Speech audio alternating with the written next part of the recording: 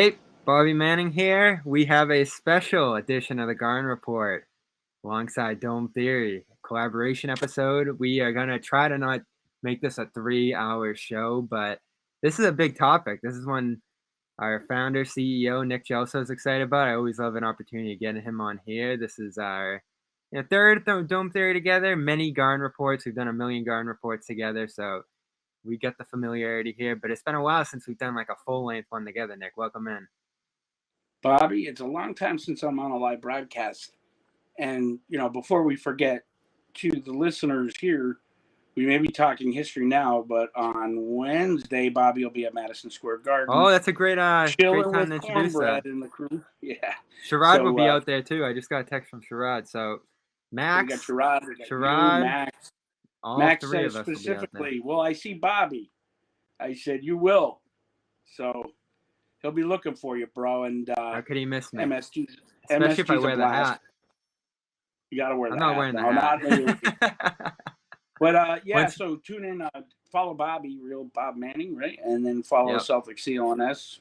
Follow me just because I'm a dick. And NBA History, man. Check out the NBA History channel, NBA History on CLNS. So this let's is going go, Bobby. live on there right now. We got a lot of good stuff coming up. Historic, documentary style stuff, storytelling throughout the season here, along with the Celtics coverage that we're going to be doing as a team here. And opening night's tomorrow. I just heard you say Al Horford's out, right, officially? Horford's out, which we knew, right, with COVID. Jaylen Brown's probably not. What's the point? Why push him, right? Like, you get the whole Bobby, season. We could really go off on the whole COVID topic, but let's just not. Yeah. You got you'd be doing garden reports on that. John will have you doing that topic all season until it's over, which I think if everybody would continue to get vaccinated, Kyrie, we will become an endemic soon after the new year. Oh, you've been waiting to use that word. All right, let's get started. The NBA, Adam Silver had his opening press conference today, but within the next few days, they're releasing this 75th anniversary team. They had a 25th, correct? 35th, and a 50th. So it's been 25 years since we last got the NBA's archival greatest players of all time list. And frankly, as we make our own list here today, ton of the all-time great players have happened or carved out their careers since 1996 when they did that, including I think 2 of my top 10 guys. We're not going to count them down in order, but it's really interesting if we look back on that top 50 team that you focused on here going into this episode, and then bring in all the names that are missing from that, whether it was because they didn't make that team or because they started playing after that.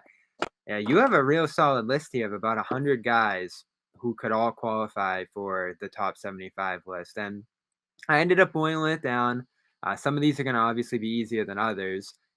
But in the end, you have really just seen some incredible talent come into the league since 1996, including, I think, 3 or 4 of the 15 greatest players ever. And, arguably the greatest player ever in LeBron James. So let's start off at the top, the easy ones. Best player ever. We're going with the 50, or are we going with the 20? We're starting with the top 50, right? We're going to start with the 50, the ones who are still remaining, the locks, and then I'm going to start mixing in some of the easy, newer guys. Should we do the disclaimer that these are not in order? No, these aren't in order. However, I will give tidbit 35, the NBA 35, 1980 maybe, or 79. Bill Russell voted the greatest player of all, the GOAT, greatest player of all time. They did have a number 1 then, but 50 they didn't. So we won't either. We're going to name them out of order. The Last Dance star, he was on the 50, and some still think he's the greatest player of all time. You obviously have a great debate now, but Michael Jordan is going to be on the 75 list. The GOAT to many. I still think you can call him the GOAT. I had this argument the other day. I think you could call Jordan the GOAT. You could call LeBron the BOAT, the best of all time, because he's gonna have the best.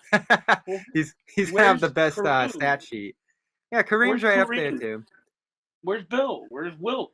Don't disrespect Wilt. Who's your greatest ever? We won't go off on a tangent here, but who's your best ever? In what year? You have to give me the criteria. Is it single who has the greatest career? Oh, Bill Russell, without question. No one is ever going to touch that.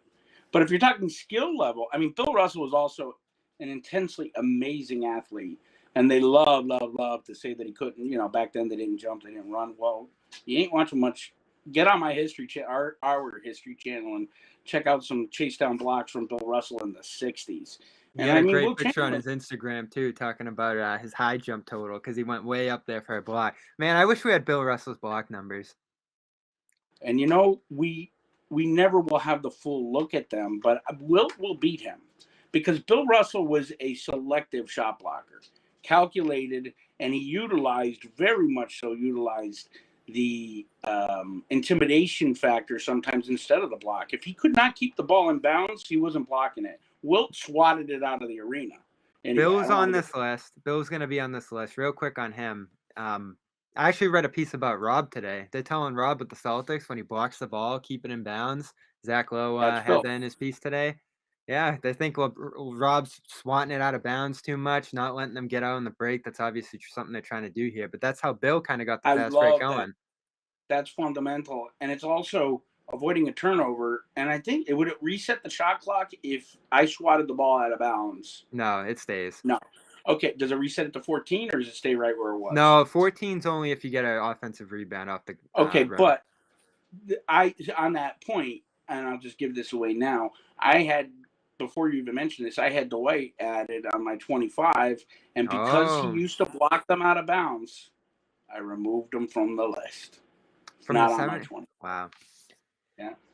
He's one of the more interesting ones on here. So Bill was on here, 11 championships, 5 MVPs. He must have been before the All NBA teams, right? Because he only got 3 first teams, 1 All Defense, and 4 rebounding titles, 2 titles as a player coach.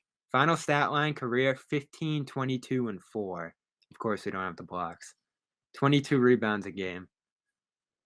Yeah, I mean, and Wilt beat him there too. The only thing Wilt Chamberlain could not beat Bill Russell on was championships.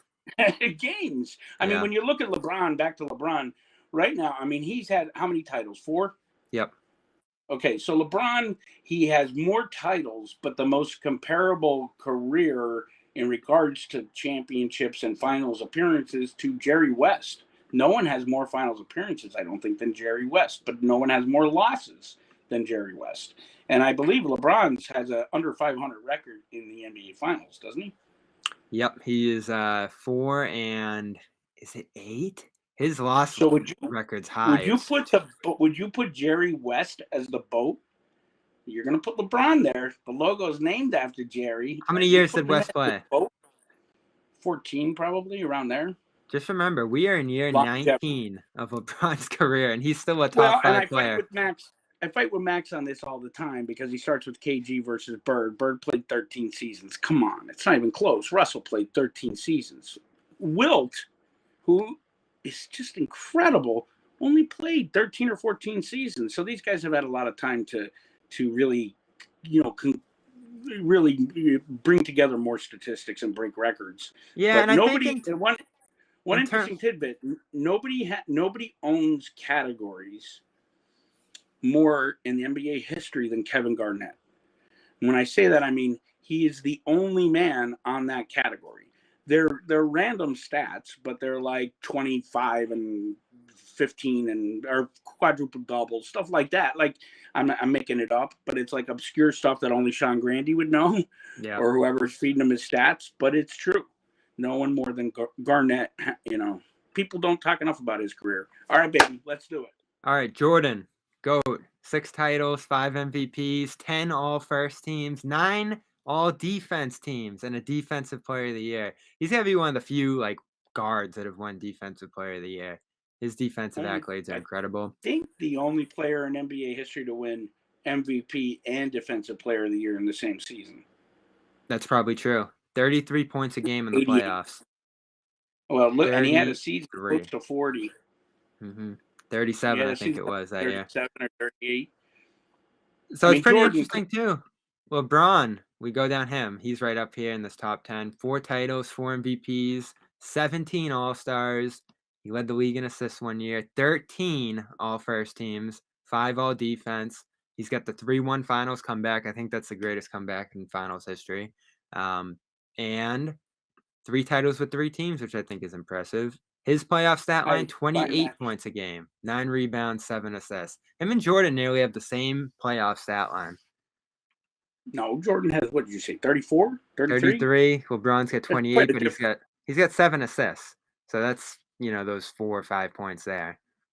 Well, Jordan, how many assists him? 4? 5. 4 or 5. Looking at LeBron, he definitely belongs on the list, no question. Is he the greatest passer ever? No. Passer? Is he up there? Yeah. I respect LeBron. This whole network is founded on being a hater of LeBron. The truth is, over the years, I've learned to respect him, quite a bit because it's for obvious reasons. Nobody really hates LeBron anymore except like Skip Bayless. I mean, LeBron could be hateable at times with the narcissism. But he gets annoying, he says some. When you have guys like Kyrie competing against him, or even Tatum, the way that he bitches at the referees, kind of takes a little bit of the heat off LeBron. But it does show that LeBron has been teaching or grooming inadvertently the new generation. All right, also on this top 10, Kareem, 6 titles, 6 MVPs, 2 Finals MVPs. Who are the other ones? Magic. Magic is there. I mean, and you're doing this in order, but not in order by number. No, not in order. No. Decades. Yeah, Larry's there. Larry's there. We got 5 all defenses, leading the blocks, 4 times for Kareem. Kareem. Wait. Are you giving Kareem or Bird stats? Kareem. All right, go Kareem because he's my GOAT. Really. When you're most talking points, skill, most games, most minutes. I think LeBron's the only guy who has a real chance at catching him, and he probably doesn't. Bobby, how many years did Kareem play? 20? 20. My first real recollection, remembering watching the finals, was Kareem in 85. I was like 8 years old. He was 38 and dominated the Celtics. Dominated. Basically, they were up here. They had a layover here because the first 2 games were here. And they got killed, the Memorial Day Massacre, or whatever they call it. And Boston radio, y'all fans love to beat up on the talking heads. They beat the shit out of Kareem for all 2 games. He was washed up. He was done. Dude killed us. Killed the Celtics. Kareem I wish I watched him play. Got the sky hook. Just a menace out there. That sky hook was... Greatest center ever? It's between him and Wilt and Russ. I mean, if you're looking at overall body of work, you're always going to say Russell. But talent and skill, it's only between 2 people. And I think 3. Hakeem, Wilt, and Kareem. Wilt, 100-point game, 1 Finals MVP, 2 titles, 11 rebounding titles, 4 MVPs regular season, 7 first team, 2 all defense. Just the most absurd stats in NBA history when you look at it. And it needs to be noted because I can see the youngins. He died early too, which kind of like he hasn't been around for like the modern fans. Well, he's dead. Yeah, that's what I mean. He died pretty early, so like the modern fans before he died, see him in the public eye. He was everywhere because he was on a mission to kind of solidify his legacy without trashing Russell because they had gotten beyond that. And it was really Kareem that took the beatings from him. But he was hilarious. Like, he'd be on late night talk shows. He'd be on variety shows. You'd see him playing volleyball. There is no question, and I have been on a Wilt obsession since COVID started, I think I told you. And there's no question after watching hours and hours and hours of footage in games, Wilt Chamberlain would dominate today. He is maybe right there with LeBron and Shaq as the best athlete. He was so strong. They say he was 275 in his prime. I saw. He says 300. That's Wilt, though. Yeah. Banged 20,000 women. He's got that record bench press that like everybody listens to today, and they're like, that didn't happen. No, I mean, think about it. He did it in front of the Schwartz, the governor, and the governor said it was true. He did it. He did lift that much weights. I mean, he beat Arnold. I could do a whole show on Wilt and the amount of disrespect he gets, but it kind of runs a little opposite, Bobby, to my philosophy, which has always been championships, right? Because Wilt only won 2. Bill is on this list. We mentioned Bill. We could talk about Bill for a long time, of course. Yeah. A good thing coming out this week, maybe tomorrow, we did a recap and kind of like a little mini doc, 6-7 minutes on the Celtics boycotting basketball in Lexington, Kentucky, the true story behind it. So check out the NBA History Channel. Maybe we'll put that on the main too, or on the CLNS Media website. New website. 2 Celtics make this list. Larry, of course. 3 Bob. championships, 2 finals MVPs. Who won the other one? Our boy Cornbread. His new book is out. I'm the 3 straight I'm MVPs. Is he the only one ever to do that? Larry? No. Kareem. He joins Wilt and Bill Russell. Larry Bird, Wilt, and Bill Russell were the only 3 players to ever do that. Win 9 3 first teams. How long was his career, Larry? 13 or 14. I mean, if you look at it, it was 12 playing, but 14 on the books. Mm-hmm. At least 13. Got Bobby. What's impressive about Bird and what most people leave off their notes of how great he was he's all defense his first several years. Was he? Yeah, check it out. I think it was second team, first team maybe once, second team 2 or 3 times. And Larry Bird would excel in today's game, especially defensively. Because you're right. 3-time all-defense second team.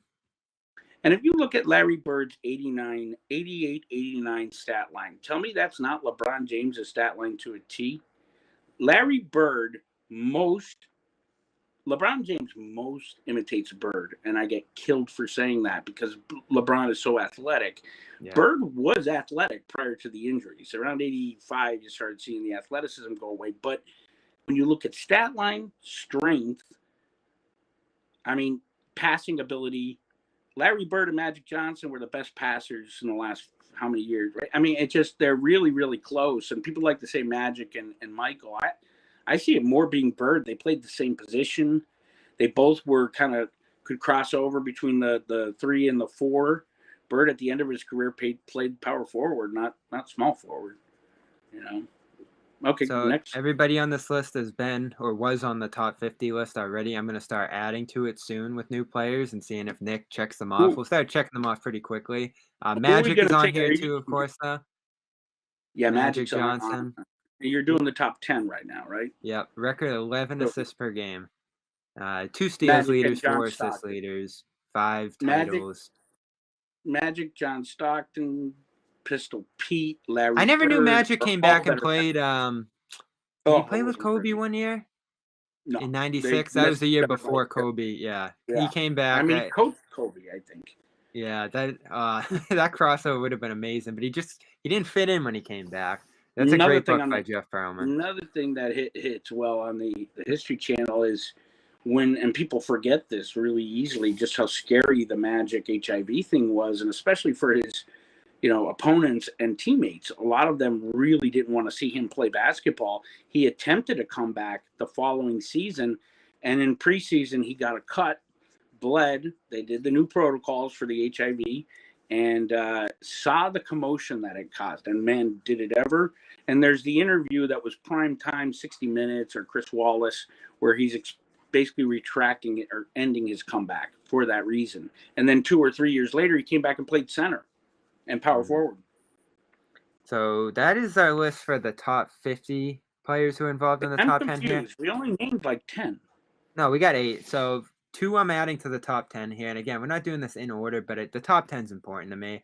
I'm adding Kobe Bryant to the top 75, of course, and the top 10 here. Does he get your? Yeah. Of course he does. Yeah, he's there. Who are you taking away? Kobe now? That's the question, right? Isn't that how we're doing this or no? Yeah, so he's our first addition to the top 75. We go up to 25, and then we're going to have to start fighting to kick people off. So Kobe, 5 titles, 2 finals MVPs, 11 all-first teams. He has 9 all-defensive teams, believe it or not. 2 scoring championships. Probably the greatest scorer I ever saw. Mm-hmm. Your era, yeah, I would say so. Closest to Jordan. He had so many things in his bag, that mid-range turnaround. He wasn't efficient, though. He was not efficient. No, he wasn't. He could just put up points in droves. That's a good question. Kobe's all because his volume of shot attempts was. Oh my God! I remember Game 7 of 2010 Finals. He shot like 30%. Ron Artest got him out of there.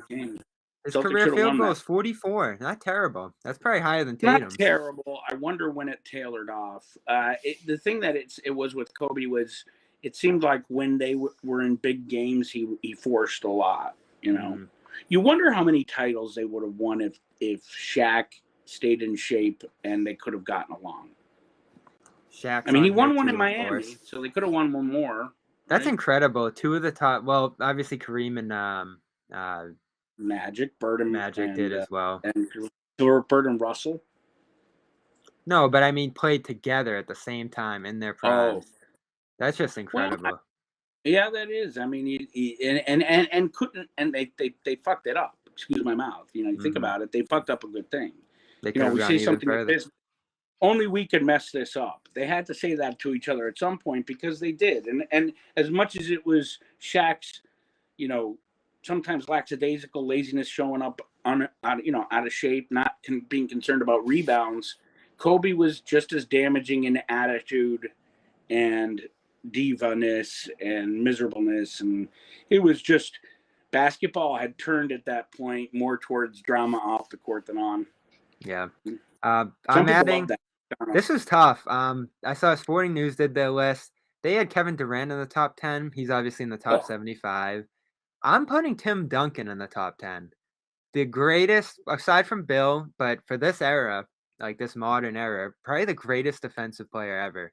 Could defend big men, Kevin fours. Garnett was Kevin Garnett. You think so? I do. Duncan just had the longevity, centerpiece of more championship teams. KG played 21 seasons, bro.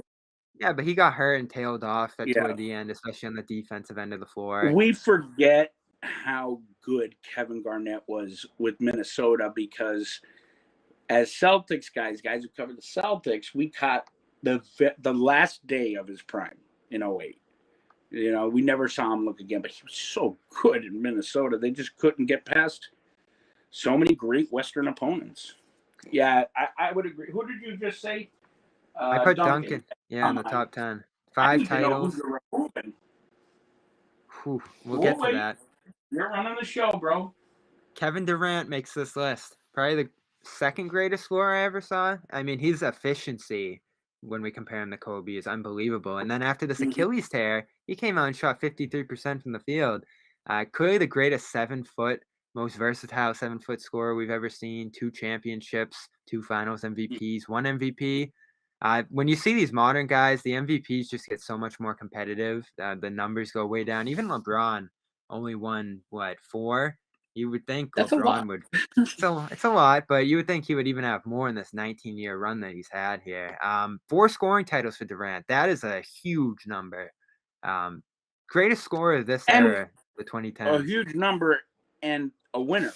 Because he won how many titles in Golden State? 2 in Golden State. It took him a long time, though. He had to join that big collective, and now, to really solidify himself, he's got to win one in Brooklyn here. Oh, that's not going to happen, bro. You don't think so?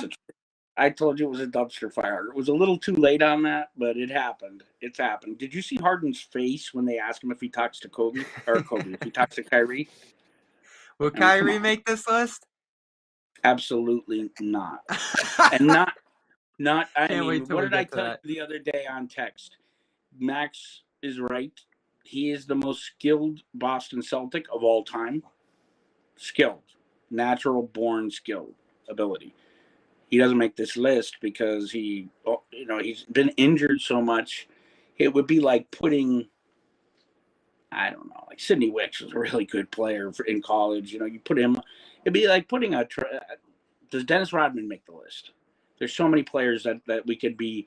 I would pick Dennis. I mean, let's move off Kyrie because I don't want to get miserable. We'll get to him. Steph Curry makes this list. Yeah, greatest shooter ever. Changed the game. You could even make a top 10 argument with him for how you talk about Bill changing the game. Steph's probably as impactful changing the game, the way it looks, the way it's played, how deep shooters shoot.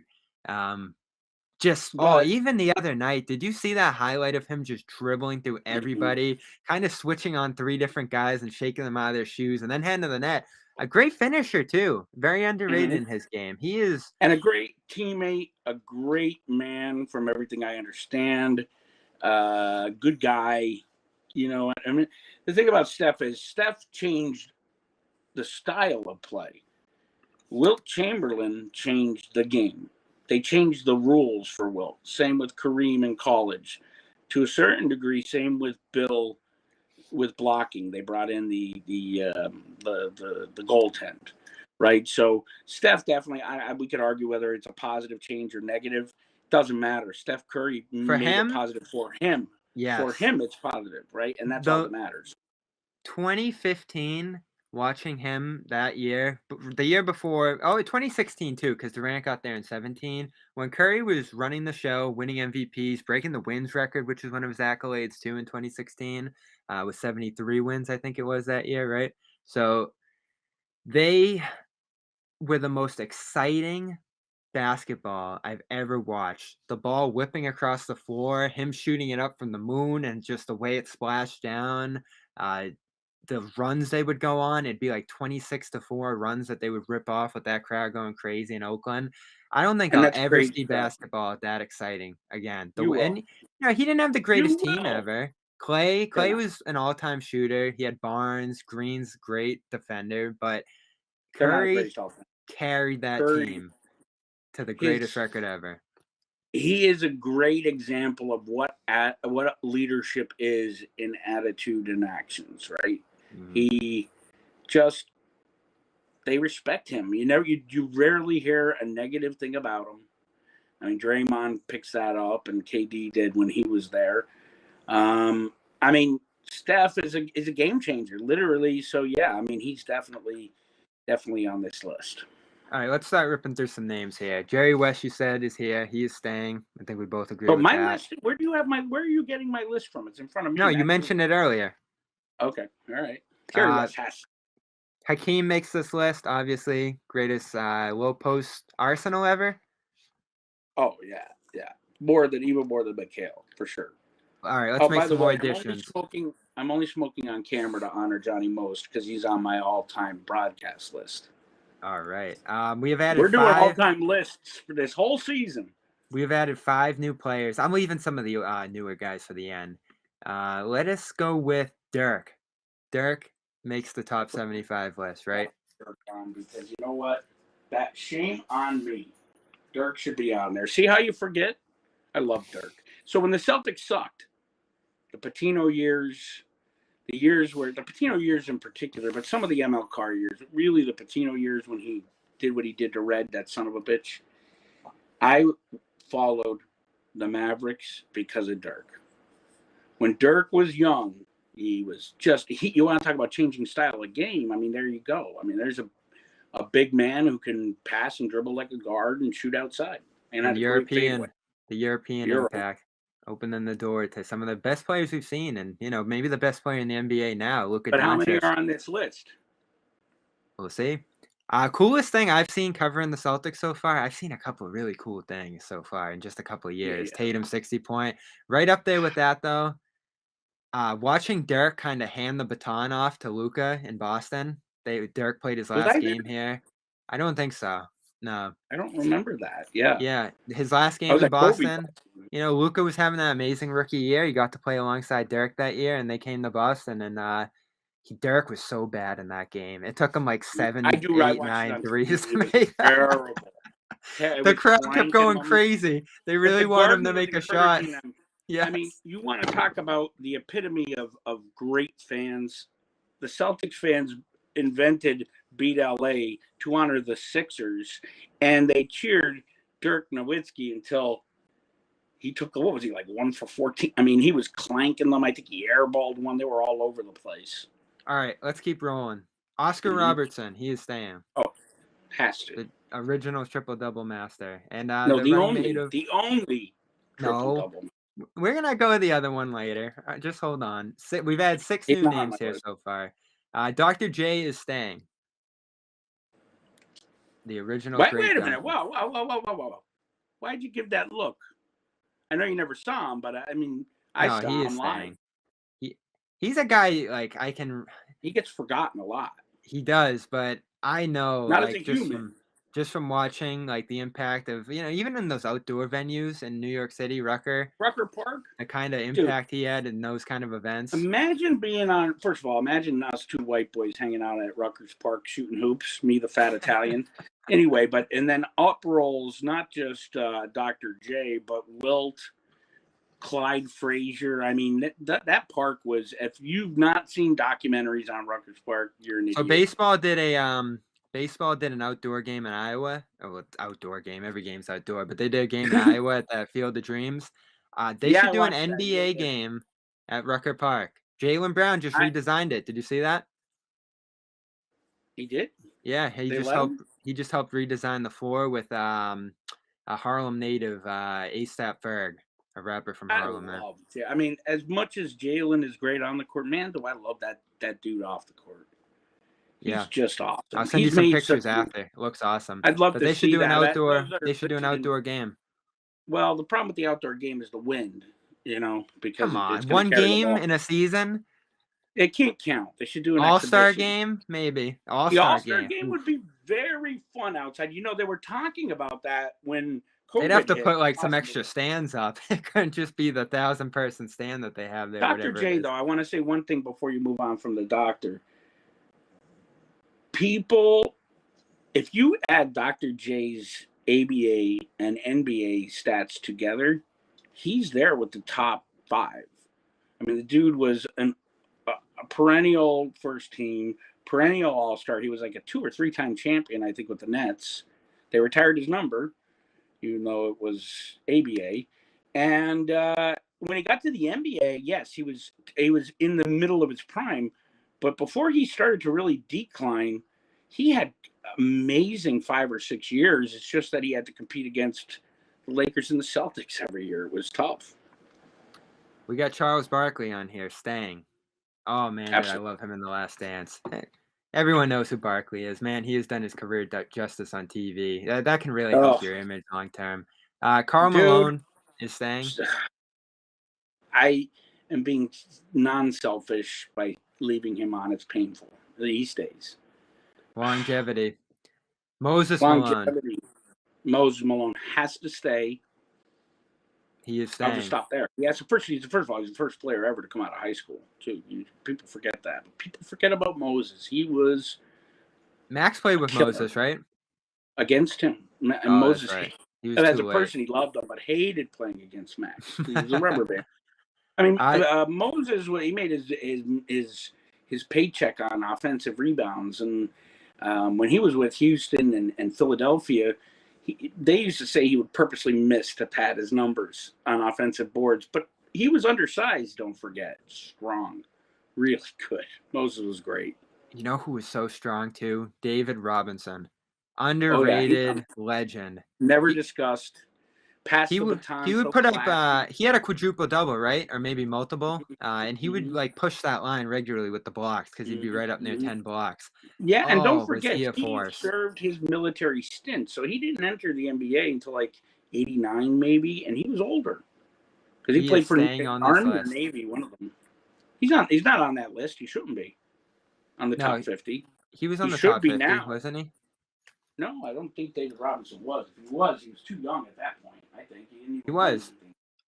Was he? See, that's the thing with the top 50. I'm glad we're doing this because there's a couple names. When you talk about Shaq and then. But they were right. They forecasted it. They saw what was coming. They were right, but they were right now. Yeah. Like you look back at. Well, we're gonna do that today too. We're gonna forecast some legends. We're running out of time. Keep going. Elgin Baylor. He stays. He is the original Jordan. Isaiah Thomas. Yep.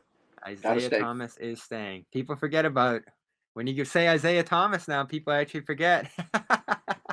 He was one of those guys who would, when he touched the ball. Can I add another name? Sure. Allen Iverson. He's on mine. He is our 7th new addition.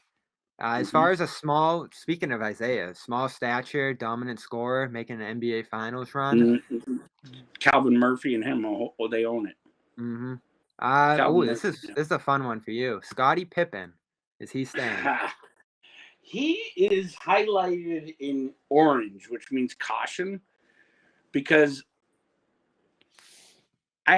He's going to wait till the end to see what we're adding. When we have to subtract, I might make the argument for removing Scotty Pippen.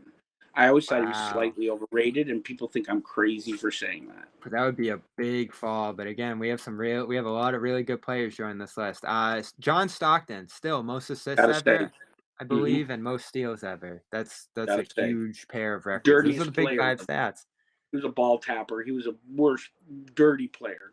And think of how great Jordan was that he stopped him and Malone from winning a championship there in '98 by the grit of his teeth. His last shot, Jordan never, you think about it, his last shot, that iconic shot, right? But the thing about Jordan is, Bobby, let's face it, the league exploded in talent again. The second coming was with the KG Iverson blast, right? From 2000, late 90s into the 2008, 9, 10. The mid-90s was not a good era for basketball. So, and I'm not taking anything away from Jordan. He was the best, but he just didn't have the competition that the other guys had. I got a good one here. Well, no, I'll save him. Patrick Ewing, lock. Stays. Best Nick ever, and still holding on to that. I think he is. Who's the best Nick ever? Oh man, I mean, most unstoppable was Bernard King. You could say Walt Frazier was the best ever. Was Bernard King on the top 50 list? No, he's on mine now, though. I added him, too. How did he not make the top 50 list? Because his career was very short due to that knee injury. And then he had a great comeback in the late 80s. Oh, come on. I mean, so many players on this list had short, great careers. I mean, Bird's, not that short, but short compared to some of the greats. Bernard never got past... Bernard was in Max's draft. So 77... got injured in 85. So he had 8 years. He had 8 prolific years. So, yeah, he should have been on the top 50. Another guy, so short but so great. Does he stay on this list? He was on the 50. Bill Walton.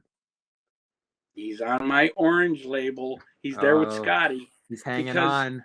He the Cinderella of Trailblazers 77, he had that great season. But then it was injuries. And I still, to this day, think Bill Walton is the most overrated transaction in Celtics history. I think he was No, I know they love him, but he was the right player at that time, the right attitude. He did wonders for the locker room, got rid of some of the toxicity that was there with the leftovers from the 84 championship.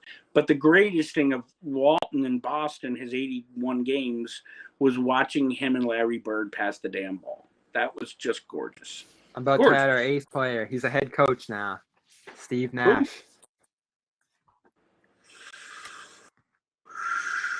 I forgot about Kidd and Nash. Nash is one of the great passive point guards we've seen. Part of those dominant Suns teams. Two-time MVP? He's got 1 MVP, I believe. I think you got to put Jason Kidd and... Oh, did Nash win 2? He might have 2. You're right. Yeah. Oh, his career was incredible. His shocker was when they combined with Kobe and Dwight, and they couldn't make that work.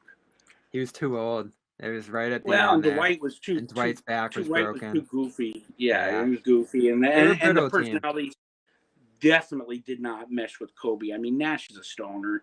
I can't see him and Kobe. The intent, you know what I'm saying? And then there's Dwight was weirdest trio ever you can think of. Really. Yeah, but I remember that. Do you remember? Are you too young to remember that season? No, I remember that year. I remember. I have that magazine in my closet, probably. This is gonna be fun. That's one of the most infamous magazine covers ever. And it was the only fun about it was making fun of them. Yeah. Kidd made the other one. Kidd made the other one. He was coaching KG Pierce, Deron Williams, and Joe Johnson with the Nets. That was the other great. This is gonna be awesome cover that wasn't so awesome. The Brooklyn team, they were just one. KG was just past his prime. Mm-hmm. Paul was still playing well at that point. Yeah, and those guards were old too. They were and Brook Lopez hadn't really fit in the way he does now to a great team. Yeah, I mean, and he has gotten into his own self as he's gotten older and less injuries. I think that he's found his style but when he was younger, he was just soft. Is Pau Gasol on this list? I added him. I wouldn't even retire his number in LA. Paul Gasol is going to be our 9th player added here. We agree on that one? I just can't even put him. I mean, I can't believe they're retiring his number with all the numbers that are not retired in LA. He's on the I think we kicked around the echelon of great fours. He's like on that probably 3rd echelon there, but he's on the bottom rung of this list. If we had to rank them, he'd probably be like 74th, 75th. So he's orange. He's highlighted in orange. Oh, yeah. He's right on the edge, but I think he's in there. Go on, keep going, Bobby. We're running out of time here. We got a hard stop in 20 minutes. We Bob Pettit, is he staying? No, I took him off and reluctantly took him off. I have him on there still, but that can be on the change. That's interesting. Why did you keep Bob Pettit? Do you know? I don't know. Well, Pettit, I'm not going to go too far because we don't have the time. Let's just put it this way. Before the Lakers started to lose in the finals to the Celtics, Bob Pettit was losing to the Celtics in the finals. I mean, he was in the finals, I think, 2 or 3 seasons against the first of the dynasty years. But, you know, I would say if there's someone that has to go, he's one of them. We could switch him out. We could trade him eventually. Tracy McGrady, I'm at this list. You don't have him? No, I have Melo. We'll have to fight about that at the end. Melo's over him, but I do have McGrady as my 10th. I'm surprised that you're not shocked I have Melo on the list. It's hard to be. I mean, he's 10th in points ever. Like, how do you argue against that? Even if it's... The problem with that argument, I struggle with that. Max gets me on all the time. When you got a guy that's played 20 years, he's going to be 10th. The thing about Melo is the second act of his career has been compelling. He could get a ring this year. That's the only reason I'm invested in LA. It's the only reason I kind of want to see them to do well. Against them becoming the best, most winningest franchise. I know, and I don't want... You know the pain I'm feeling here because I want to root for that team. He's the only reason. I'm not rooting for He's Ross. not my only reason. That team is more close in style to my era than anything we've seen in a long time. They're just the AARP team. And the Lakers legends who I talk to regularly are convinced that is a winning recipe. I don't see. All right, that's a whole nother podcast. I'll stop. All right, who else is gonna stay on here? We got a couple easy ones. John Havlicek, he is staying. Oh, come on, yeah. Rick Barry. Yes, of course. I don't like him, but he has to stay. Clyde Drexler. I kept him reluctantly. Never won anything soft. Made the NBA Finals though. But a bad. Jordan was retired that year, I think. No, Jordan beat him. Remember that was the Blazers Bulls one. Yeah, and then he got there with the Rockets too. Oh, so he won a couple times. Yeah, I think he won a title with the Rockets. Kevin McHale. Oh, staying. George Gervin. Staying. George so McCann. Here's my criteria, Bobby. I like how we're flying now, but real quick because we're running out of time. My criteria is almost like yours with Steph. When I could see George Gervin in today's superstars, it means he has to stay, right? Because he helped to invent the style of play. Go ahead.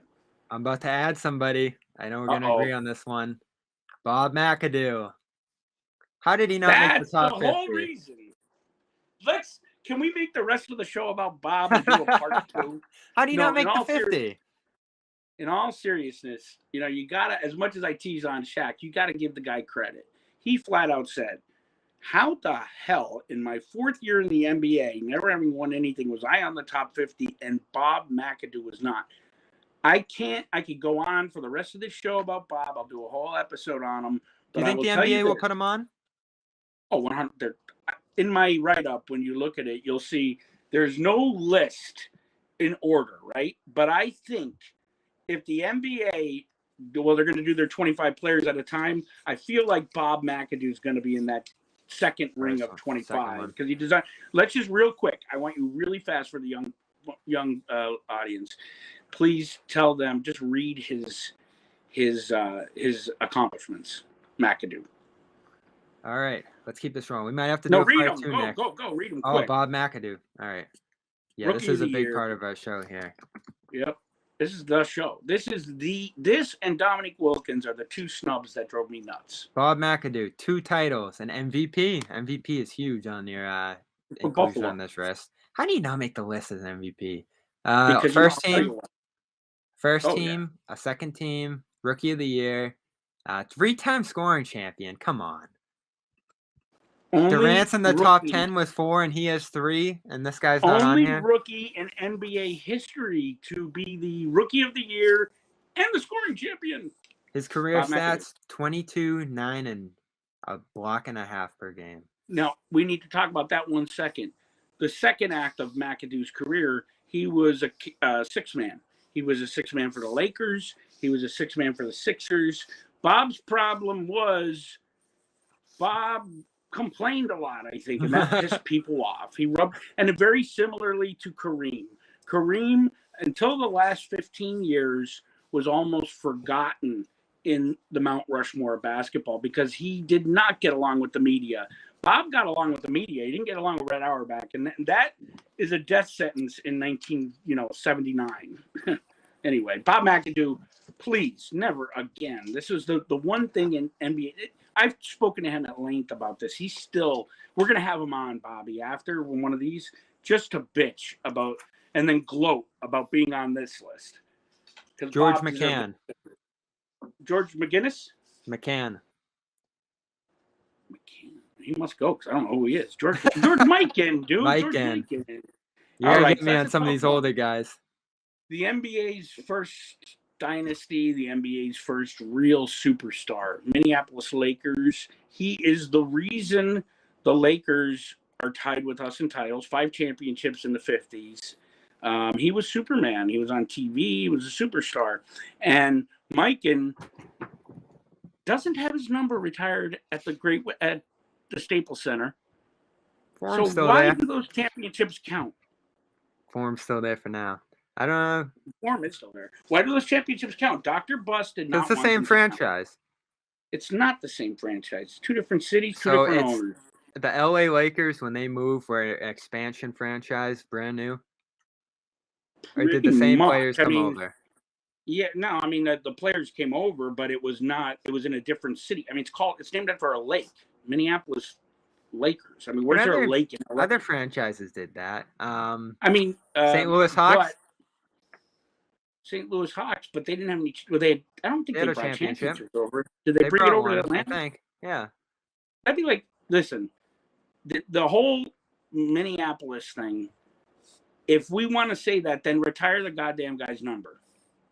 Because George Mikan is the original star of the NBA. He can't be removed from the list. And if you're going to honor his championships, you got to put him in your rafters or at least give him a statue. By the way, if you're going to give Pau Gasol one. We greatly underestimated. What were you calling him? George McCann? I'm sorry. These older guys are going to get me. That's why you're here, Nick. I'd be screwed without you. I'm going, who? We're going to come back at 8 because this is taking forever, and we don't want to understate this. We do have another program coming up here on CLNS Media at 7:30. Well, we have a pregame from Fenway Park with John Zanis and Sean McAdam from Boston Sports Journal. All right. Yeah, man, they're giving it all to you. We'll hand that over to them in just 7 minutes here, but we'll keep rolling and get as many of these as we can. Maybe what we should do is while they're running their thing, we could record ours. Oh yeah, and then release it on demand as a live to tape. No, we'll bounce back here at 8. We'll come back at 8 and finish these off. I may have a little buzz at 8. I may be like this, doing a selfie video at 8, but I'll do it. Yeah. Yeah, that's good to know. We got pregame Red Sox at 7:30 here in just a few minutes. So we'll keep knocking some of these off. I actually have some good ones to add before we get out of here.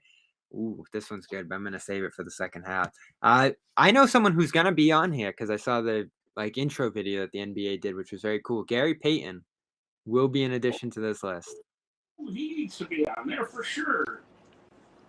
Absolutely, the glove, former Celtic. Yes. Great appearance in the NBA's promo video of this stopping the bus. I want to mention one thing. We're coming back, so let me just take us off track. One of the Easter eggs I've been talking about in that Celtics commercial, if you notice, at one point the narrator says, "We win championships in our own city." That's a dig at Minneapolis and LA. Yeah, there's a bunch of Easter eggs. I think Gary Payton's son is out there still. I'd love for him to join the Celtics in this open spot. Now, he's supposed to be a really good defender, too. Where's he playing? Free agent. Let's get him in Boston. All right, 9 All-Stars, 2 first teams, 5 second teams, 2 third teams for Gary Payton. Defensive Player of the Year, 9 all-defensive first teams, along with the NBA steals leader in '96. Man, was he great. He was on good. the defensive end of the floor. You know me, I love defense. We are adding another very surprising miss to this list in the top 50 originally. So this is our 14th edition here. We're going to fight on one of those. But Dominique Wilkins. Yeah, he should be there. He should be there. Yeah. If you're going to put Barkley, you got to put Wilkins. Paul Pierce. He's there in my new list. Put him on there. One of the best shooters of all time. Clutch. Champion. One of the best clutch players of all time. One of the best Celtics ever, too. We'll see if... he's on my top 15. Maybe. No, he is. He is. You know my top 15, I think. Yeah, so we will be back at 8:01, right on the dot. So, Bobby, maybe should we do this on? You want to do it here, not Instagram? Yeah, no, we'll finish off here. I kind of want to have this recorded so we can chop it up and everything like that. I may be in a different location and not, because I do have somewhere I've got to be, but I will definitely cease and come back for this. All right. Let's rip off a few more here. But right before we get out of here. Staying, Walt Frazier. Yep. Willis Reed. That was a tough one, but he's got to stay just because he beat up the entire Lakers team by himself, like literally physically. Did you ever see that film? No. Oh, I'll send it to you. It's buried. The NBA hid it for many years, and there's a cool story about Phil Jackson running into it. Oh, my God, the fights that they used to be in the league. It's really creepy, dude. Like, he literally takes out the entire... I'll send it after the show when we have a break in between. James Worthy. Yes. He is staying. Pete Maravich. Another short career, but he stays. A reasonably long career. I mean, so, what, 10 years? Yeah. 10 good years. Got hurt at the end, though. Yeah, but he played a good season for the Celtics. Ooh, with Bird and Max. We are almost to the point where I'm running out of guys who are staying. So we might have some debates when that you missed. When we get back. The 2 left. Missed a couple going. What about Paul Larson? He is not. He is not staying for mine. Not staying on mine either. And I'm on the fence with Billy Cunningham and Dave DeBusschere. How about Dave Bing?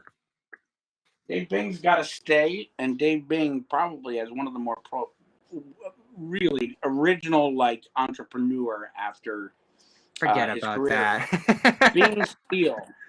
Well, that's all LeBron cared about his first couple of years until he got the $1 million contract. Dolph Schayes goes. We agree on that. I'll figure out the rest once we come back. I mean, Bing's got to stay. One thing that's kind of I'm on the fence with a little bit is he's probably going to end up staying because he belongs there, but Hal Greer is a tough one to keep. I didn't have him. I got 2 more on my list. Ready for them? Who are staying? Mm-hmm. Bob Cousy. Must. He is staying. And Alvin Hayes. The Big E, dude. You ain't removing Alvin Hayes. Are you kidding me? That dude. So start thinking. One of the more... Start thinking. Everybody else who was on the top 50 list, the original top 50, is out on mine, including teaser for when we come back. Robert Parish. I know you're not gonna like that one. Are you out of your mind? He didn't make the cut. We had to cut it somewhere. What about my cut? I have to make the case for Chief when we come back, don't I? We're gonna make all those cases I might call and fight him over and have some him finals. come on the show and tell us why. I didn't want to leave him out. They just came down to the numbers. Dave Collins too. Oh, that was hard to leave off too. Yeah. We're gonna come back and debate all of these. Hey, I got a lot of players to add. Just wait till you see some of the names I'm bringing to the table when we get back. You're not gonna like them. I didn't even add mine yet. Yeah, that's what we're gonna fight over when we get back. 8 o'clock. We'll We're be gonna continue our talk on the top Follow 75. us, Twitter. Make sure you watch this Red Sox pregame show. Yeah, and sub to our channels, including the History Channel, Celtics All Access, CLNS, and now that Red Sox channel's cranking with it stuff. Go Red Sox, even though I'm Yankees fan.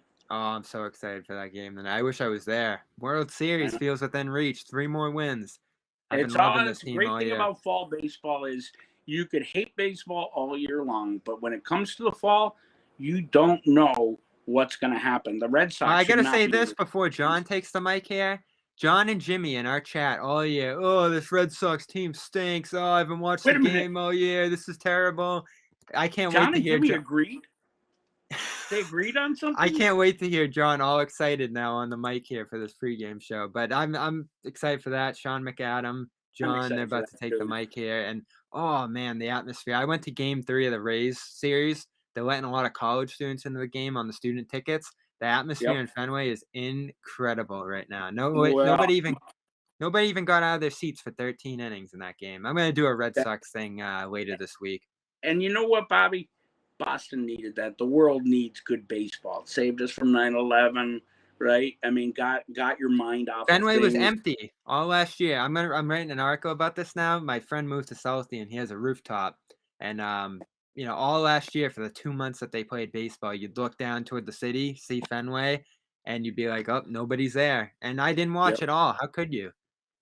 It's a sport where you need, especially this time of year, you need the fans. But I think during the regular season, empty stadiums isn't the No, most. but complete. That's true. And I Yeah, know it not was every Fenway though. team.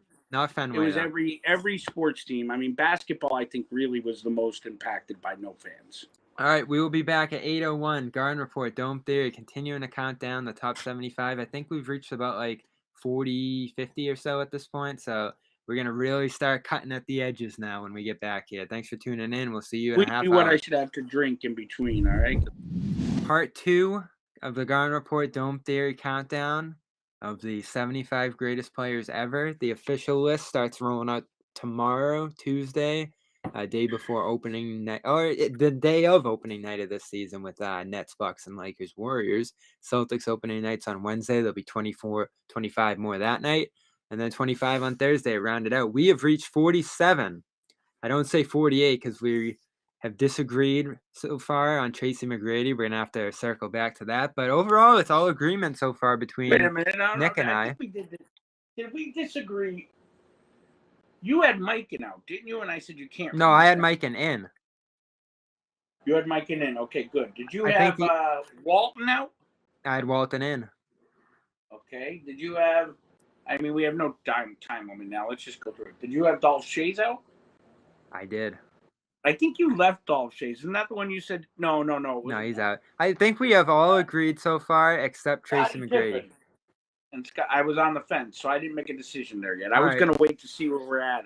So you disagree with McGrady. I disagree. I still have Pippen in. So we'll circle back on those as we start making the final cuts. But you have 2 more locks that you want to share on your from the top 50 that was given out in 96. So we're going to add 2 more from your list. Who are your 2 more that we got to add here? Paul Westfall, I want Paul Westfall Really? in there. Yeah. Oh, just because of the Celtics then? No, I mean, really, he was a Sun. He only played 2 years at the Celtics. All right. And he didn't win a championship. He played against the Celtics in 76. He was on the Suns. So here's my thing about him. I do think you need... You go ahead, though. I disagree, but I do think that 70... What Suns team was he on that made the finals? 70... The 76, the triple overtime, the best finals in history. Somebody's got to probably... He gets credit for kind of driving that team to where they did, right? I mean, no, they were kind of a lot like this year's Suns. Mm-hmm. You know, but Westfall was definitely... He was a 20-point scorer, you know. I mean, he was a dominant player. I mean, when you look at Paul Westfall, and I know who would disagree with me, they'd agree with you, would be Bob Ryan, and they're very close. But Bob always says he's fringe, you know, and he is probably fringe. But to me, he was 5 times first team all D. He was an all-star 5 years. I'm sorry, he was first team all D or all NBA. He was a 5-time all-star.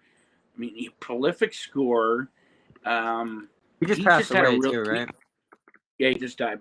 Young. He had a brain tumor, I think. But I mean, when you really think about it, he had 8 really strong years. So if we're going to put in guys at 8 years, Paul Westfall was just, and he was very athletic. I mean, the dude could dunk. The other thing is you took out 2 people that we didn't tie up on the other, and it just popped in my head.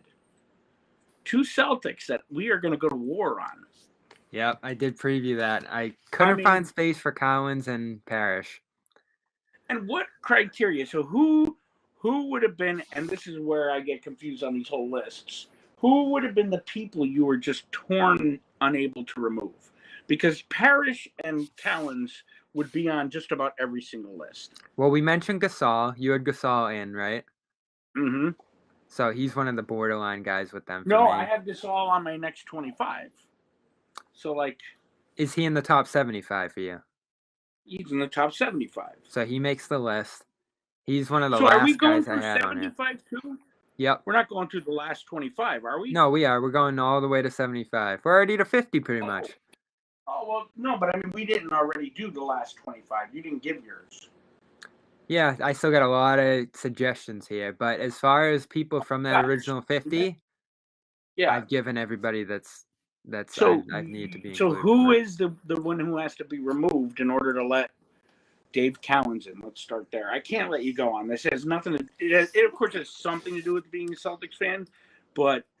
Or whatever I am at this point with the Celtics, but it well, we'll get there. I want to get through all. I want to get through all the guys we're really going to agree on, so we can kind of come to the edge. Okay, so when do they come up? I'm just curious. Right now. Well, you want to you put Westfall out there. Who's your other lock? I just think because I look at who I would have, like who you brought in that I would not have brought in. I mean, Westfall. McGrady. You're talking about. I would put in Westfall before McGrady. I'm trying to think. Like McGrady was strong. What's your argument for McGrady? His height was pretty amazing. He had 2 first teams, 3 second teams, 2 third teams. He won 2 scoring championships and 7 All-Stars. So, one of the better wing scorers. There's no way he cannot be in the top 75. He's 25, got to be in the top 25 and 4 his career numbers. No, there's no way. I mean, I have him in my top 75, not my first 50. I also got the bias. One of the great Toronto Raptors, one of the formative guys in the franchise. Well, we know Melo. Melo could have retired, only played one year in the NBA, but he went to Cuse. Yeah. He went to Syracuse. So, That's when he really endeared himself to me. So, it's Westfall, and who else is one of your locks? I think that was it. That I didn't bring up? Kobe. We both said Nick, right? Did we make the argument for Dominique? Nope, Dominique is a lock for both of us.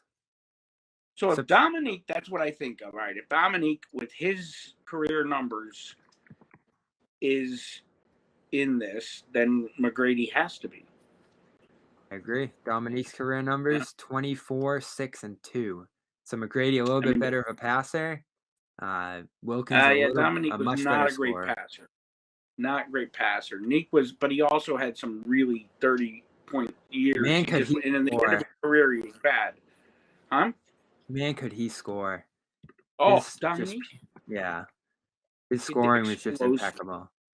And he was also explosive, and Bobby, like, he didn't look it, but he was strong. Like, he'd put the hammer down on a dunk, and everybody'd be like this. You're talking about big guys, tall trees that were like, But Dominique, at the end of the day, he had the same injury as Durant.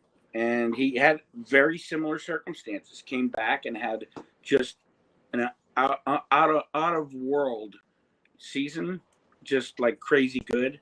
And then the next year started out career numbers, and by the All-Star break, his knee started to break down. You talk about on the other leg.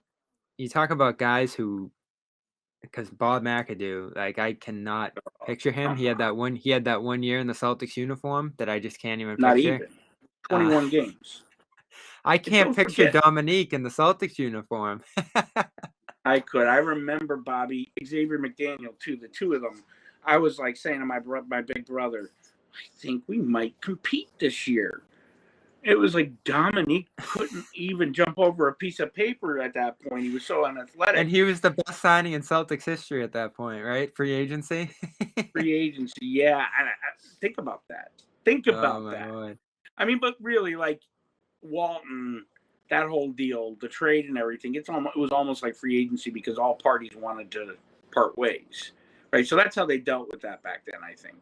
All right, let's see if we can find some other points of agreement here before we get out of here. You mentioned Jason Kidd. We haven't hit on him. He's a lock. I don't know about a lock, but he has to be there. Like, we have to talk about him. Yeah. What would we remove to bring him in? Because we have right now 55, right? Yeah, he's my 16th addition. So we got to get to 25, and then we start needing to make those cuts. And you cut 2 people. I cut many more. So that's when we'll have to start kind of. So I only have 2 people that I could add. No, you cut 2 people. Those 27 I could. Yeah, so you'd add 27. Yep. Yeah, I got some people on that last 25 that I want to run down too. So where are you at on the final 20 or whatever we're on? I've added 16. You've added 15. No, you've added 16 too because you put Westfall. Okay, so let's just go. You want to go 1-to-1 now, or do you want to keep going the way we're going? Yeah, we can do that. You got any other you want to throw out there? Well, like KG. KG, we've added already. Who added him? Us. We talked about him at the very beginning. Yeah, but we never added him. That's right. You asked me, is KG? And I was like, oh, my God. Yeah, I didn't think we officially added him. Yeah, we added him. So he's one of the 16. Here's mine, okay, real quick. Iverson, Pierce, KG, Ray Allen you did not have. Ray Allen needs to be added. Absolutely. As our 17th. Just one of the 5 best shooters ever. And really the greatest shooter before the era of shooting started. The era of shooting indisputable. Yes. The era of volume shooting, where shooting was everything. The era of distance shooting. Shooting. Would Ray have been a great distance shooter? Would who? Would he have been a great distance shooter? Would you see him shooting from like? Yeah, Ray. I mean, but here's the thing. He was. I mean, where they're shooting now is absurd. Mm-hmm. It's not sustainable. I mean, you're not not everybody's Steph, right? So, Lillard. But to answer, huh? Lillard's phenomenal out there too. Mm-hmm. But they all have phenomenal range comparatively, but compared to their predecessors. You know what makes me sad about Ray? Ray could shoot volume. Let me just finish that because he was in great shape and he had strong legs and he got great lift on his jump shot. He could have done anything. He would have adjusted. I think Ray would have no problem adjusting. He never made a first team though, huh? I didn't know that. No, I didn't. If you think about it, they never were really a winning. Who was it? Yeah. Well, no, his Bucks did. His Bucks won, didn't they? They won. They got to like the semifinals. They made the East Finals, and they lost to who'd they lose to? They lost like a really tough series to someone. To the Sixers? Yeah, I think it was AI Sixers, right? In 01? I think so. But I mean, so I don't know. It's a tough one. Ray has, by the way. Ray is definitely in the top 75, and he's definitely a top 3 shooter. He might be the second best shooter ever. Reggie Miller's not. Clay didn't earn that yet. No, I don't think so. Oh, come on. I mean, Clay's numbers are how many ridiculous. years has he played? I mean, how many years has he played? Let's look at his numbers right now. Should we debate Klay Thompson out?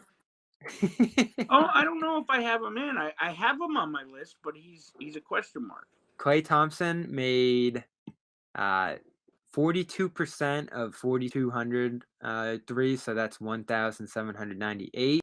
He's played 1, 2, 3, 4, 5, 6, 7, 8 years. Yeah. Compared to Ray. Right. Ray still has the most threes ever, right? Yeah, I think so. But you can't really compare it because Clay has got to come. Hopefully, he's going to be able to recover and be healthy for the rest of his career. Ray has 2,973 so he's about 1,200 ahead of Clay. 7'4", 29 makes, so 40% from 3 for his career. So Clay's got him by about 2 percentage points, but Ray took about like a couple thousand more threes. Yeah. Yeah, I mean, and the other thing is, I mean, you want to say on Clay because he's been prolific until the injuries, right? I mean, it's year after year after year, but Ray was for every year right up until LeBron's first championship, with the Heat, the first championship with the Heat when he hit that floating three in the corner, and I just think Clay. I think he'll be there in the top 100. Clay when they do benefits that. from playing with the greatest shooter ever. Yeah, to be fair. He's open. That helps too, you know. Clay has an all-defense second team. That's another underrated part of him is that he's a phenomenal defender. He's a good defender. One of the best, but one of the better ones. He's not hurting them. 5 All-Stars, 2 All-Third teams. So I mean, he's definitely behind. He's definitely behind Ray. Yeah, I think you got it. Last year. Yeah, I think you got it. So you would put Clay in as your third best shooter? But I think at the end of the day, when they do the top 100, they do the next 25, Clay will creep into the top 75 if he gets healthy. All right, you might have convinced me to take Clay off. We'll circle back to that. Wow, that'd be a first, man. No, you're fair. You're not a Xanis. Xanis is still yet to be wrong in his 2 years on air here. I wish Clay didn't. I mean, think of Clay hasn't played a basketball game since before the pandemic. It's so upsetting what's happened there, and that's just an injury that is still a player killer. Well, he tore his ACL in the finals in 2019, and then he tore his Achilles on draft night about 1 year ago. Well, and that's the exact opposite of Dominique.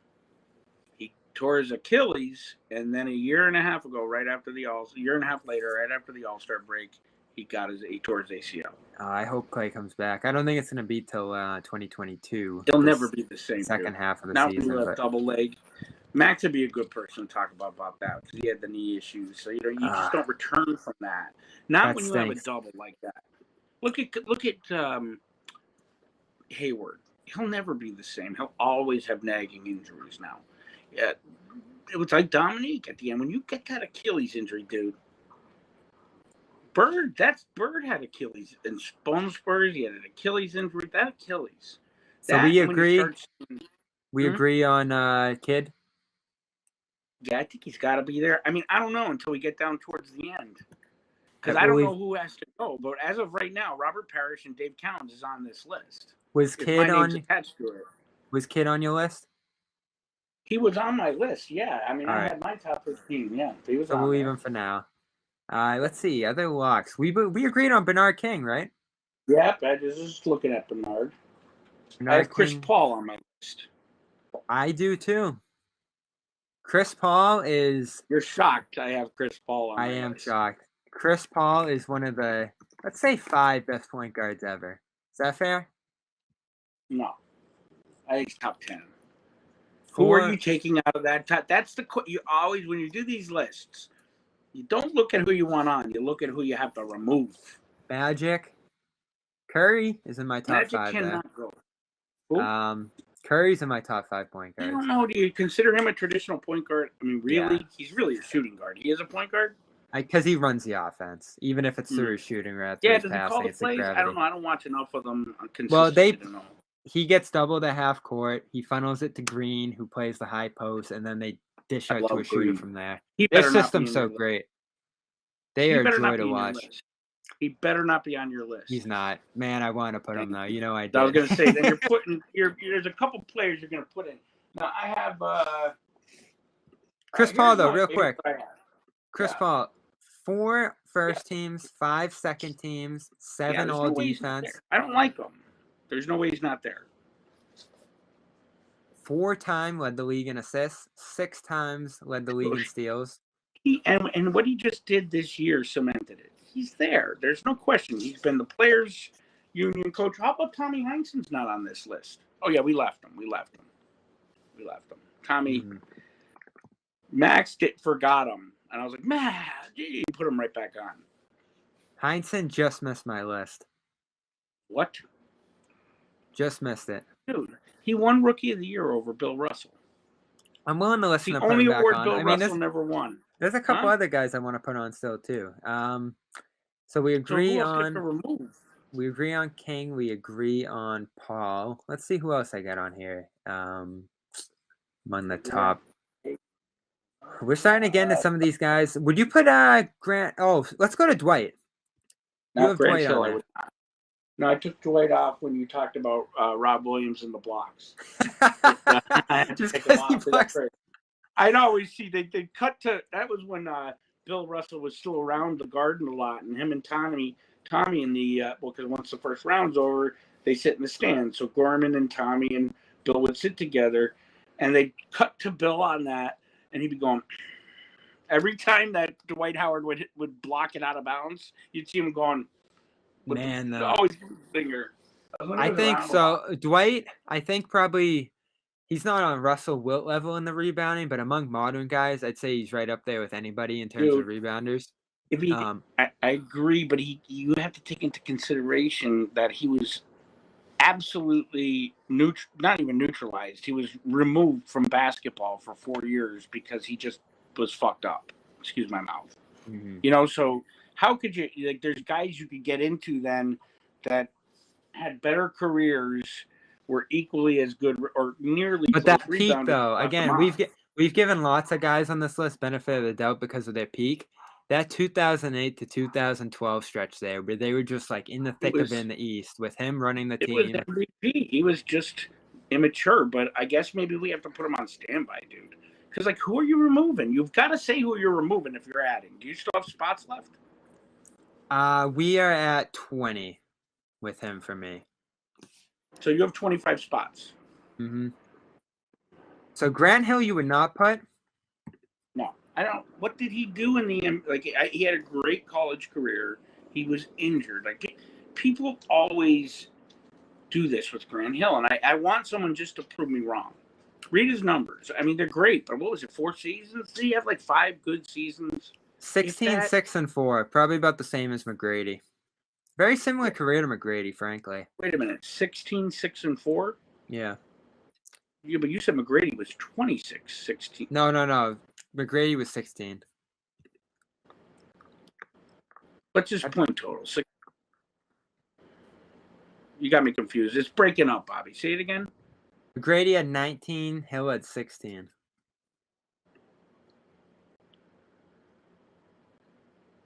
What? Points per game. Now I heard you. Okay. I'm trying to go what is he saying? Yeah, but Hill played how many last seasons? McGrady was a Warrior, wasn't he? Didn't he play 20 years? I mean, how many years did he play? Tracy. And where's Vince Carter? I have Carter on there. He has to be. He's not on mine. So do I have to remove someone? I'm so confused. Hey, this is where it gets tricky. Are there anybody in the chat room making fun of me yet, or what? We got to start giving and taking here. So Grant's on mine, but we're reaching the edge here. But Carter, why is Grant on yours? His peak. The peak there. If we throw his, but he didn't win. Is winning paramount here?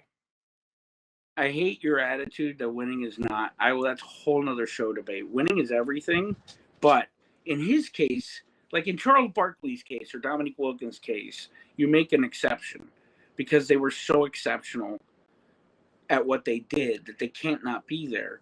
In the case of Grant Hill, he didn't win, and he had 4 good seasons. All right, I'm going to take Grant off. Career. How about this? Here's one of the guys I just left off. Let's make a addition now. Well, no, we've added one of your guys. We'll leave some of the guys that I just left off at the end. But I don't know if the viewers can tell this or not, but I'm lost. I'm just following Bobby's lead. I'm willing to take Grant Hill off. We'll do it now that I've looked at the numbers. You kind of got it.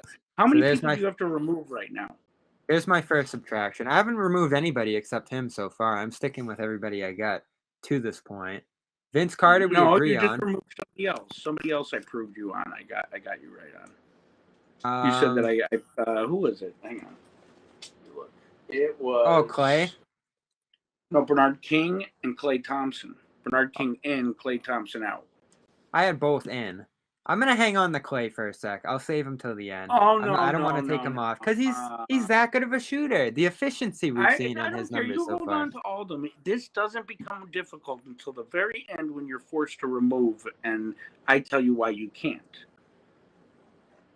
So keep going, blow through them. I won't comment on any of them. I'm ready to start duking it Making out. our cuts. It's all about you, Bobby. I could tell. It's your list. So you know what? Kill it, man. Because now let's get to the cuts. And I have got. So this is one I will not take off, and you need to add him to yours if he's not on here. James Harden. Not on. Won't be on. James Harden until he wins a title and he gives up for his teammates. Oh, now it's all about the I title. still don't think I could do that. I still don't think I could do that. You know why? He wore a fat suit, dude. He is the epitome of what's wrong with the NBA right now. Wasn't he phenomenal last year, though, once he finally got over to Brooklyn? He was injured all the time. Did he even play in the playoffs? I can't remember him once in the Celtics series. Yeah, he got really banged up there. And again, Bobby, what are you talking about? I mean, like, looking at it, I know why there's an argument for him. And I know I sound like a dunce not putting him in. 6 first teams already. He's got a long way to go. He's 6 first teams, and he killed locker rooms over and over and over. I mean, why did they go through so many superstars in Houston? He had a great fucking dream team. Here's the thing, though. And everybody wanted out. He took the Warriors team in 2018, which might have been the best. That's different. No. Best team ever. Yeah, to a 3-2 lead. Not best team ever. One of the best teams ever. Yeah, but not the best team ever. KD, in the conversation. Curry, Clay, Green, and DeMarcus Cousins that's on that another team too, even though he's a shell of himself. Bobby is the official beat writer for CLNS, the beat reporter for the Celtics on CLNS. So you know what? Dude, we might be doing these often. Harden's not in your top 75? I know, dude. I can add him. Do you want me to read his numbers? I know. Career. 25, 5, and nearly 7 assists a game. What are his win-loss totals? And it's skewed because he was a 6-man on Oklahoma. In 2019, he averaged 36 points per game and 7.5 assists per game for Houston. For who? And what were the record? Their record? Don't tell me. Yeah, what was their record? Was that the year they weren't that great? I think they lost in the first round. That's what I'm thinking in my head. I know that it was like, what a wasted. They were 53-29, 4 seed. That's not bad. Where was their exit of the playoffs? Let's see. They would have played the Jazz first round. I think they beat them, right? I thought they lost in the first. There was something disappointing about it. Listen. They lost to the Warriors in the second round. Okay, so listen. He clearly deserves to be there. I knew that without hearing the stats. He's going to be one, though, like you're holding on to hope with Clay. I'm holding on to hating with Harden. I don't want to put him in. You just can't deny the numbers, though, Nick. I mean, his numbers are I think he's one of the best scorers ever. Want to hear his running scoring total from 20? Right. I mean, from 2014 from 2014 to 2020, he averaged 27, 29, 29, 30, 36, 34, and then it kind of tailed off into the bubble. But even that, I mean, since then he's become a 10 assists per game guy. I mean, listen, man, you're making an argument against somebody who just got done saying, dude, I get it. Like, I'm wrong, but I don't want to put him on. Well, you're wrong about Clay, but you don't want to take him off. So let's decide in the end. All right. Because I know it's like a thing for me with Harden. It's a thing for me with Kyrie. It's a thing for me with Durant. But I got Durant on my list because that's impossible to leave off. Let's see. We should find agreement here. Wade. We found agreement mostly. Who? Dwayne Wade. He's on my list. Dwayne Wade's peak was impeccable, but man, did injuries kill him after about that 2008-ish.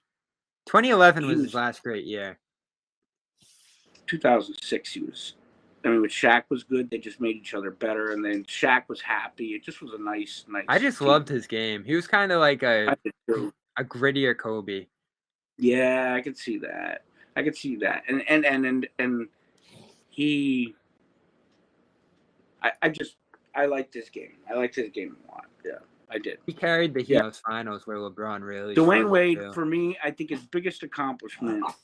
Not his biggest, but one of his biggest accomplishments is his ability to gracefully pass the baton to LeBron as leader and allow him to do it, encourage him to do it in a way that wasn't villainous because it just didn't fit LeBron's attitude. He was huge. So, he kind of ushered LeBron into becoming the greatest player in the league. I think he really had. I think he has a lot to do with LeBron's greatness. Period. I know I'm talking about on the basketball court. I think LeBron's an amazing off the court too, from everything you know about. But Wade, I think he's got to be there, man. His 2006. He has a scoring title too. Not many players on this list have that.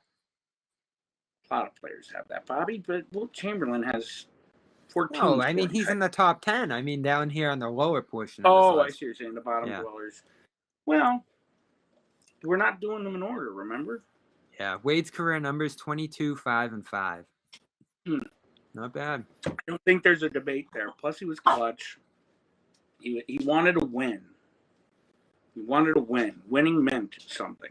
There's one thing about that generation with Paul and LeBron to a certain degree. No, LeBron definitely. Kobe, Wade. You never heard me bitch back then about basketball integrity or whatever because those guys wanted to win. They all sacrificed to win. That's missing today. I do think that New Jersey I was nervous with that prediction for disaster because they had the ability to be one of the greatest teams ever. I thought they would be. I knew that Kyrie would do this. Not New this, Jersey. but I knew he'd do something. Is it because it's New Jersey? They just can't get it done. Oh my God! I think so. I said this to you. Imagine if everything that's going on there now was happening on the Knicks. Oh, it'd be on CNN.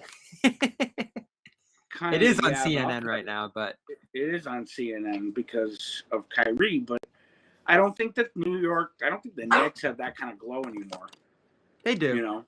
When they're really good, they matter a lot. Did you see that first? When was the last time they were really good, Bobby? They were really good this year. Home court. Doesn't that count as really good? Wait a minute. I so agree with you. When they're really good, it matters, and people care, and the league's better.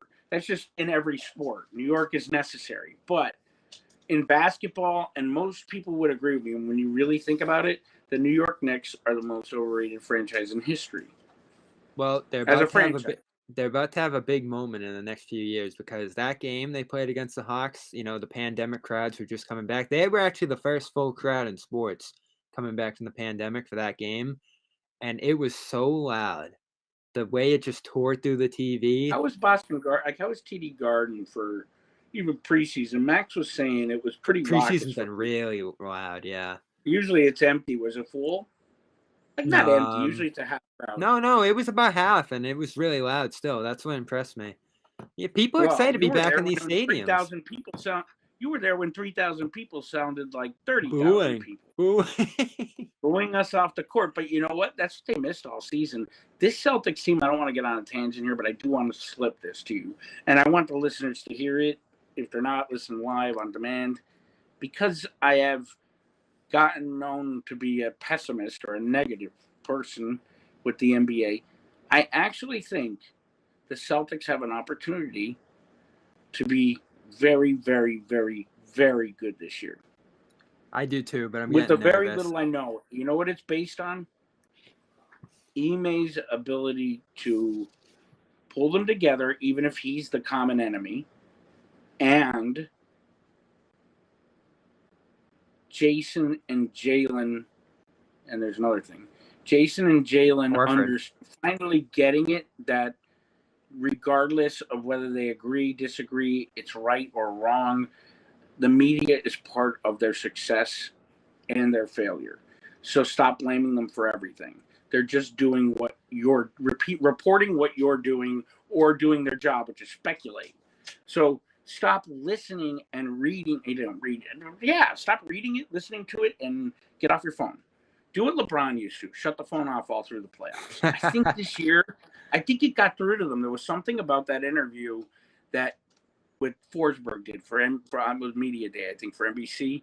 And I won't take too long, but I do want to get this out there. There was something about them sitting together. The fact that you went to that event, Browns in the Tatum pulled up in seaport. the And, Rolls Royce.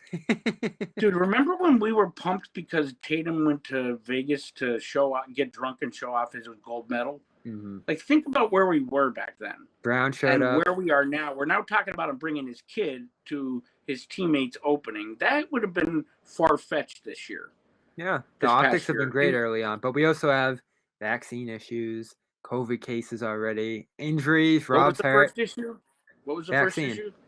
Oh, yeah. Oh, no, I agree with you 100%, but this is my last reason, and I think I said it last year too, and I'll stick with it. Jason Tatum might score close to 40 points a game this year. You think because so? the crowd changes him. He becomes this tough swagger guy with the crowd. And when there's no crowd, excuse my expression, but he's a pussy. All he does is whine to the refs. He's pissed off at his teammates. You could see it. And then there's the other factor, which is Brad, for some reason, either they weren't running the plays or he wasn't calling the plays, but he'd allow Jaylen Brown to get lost.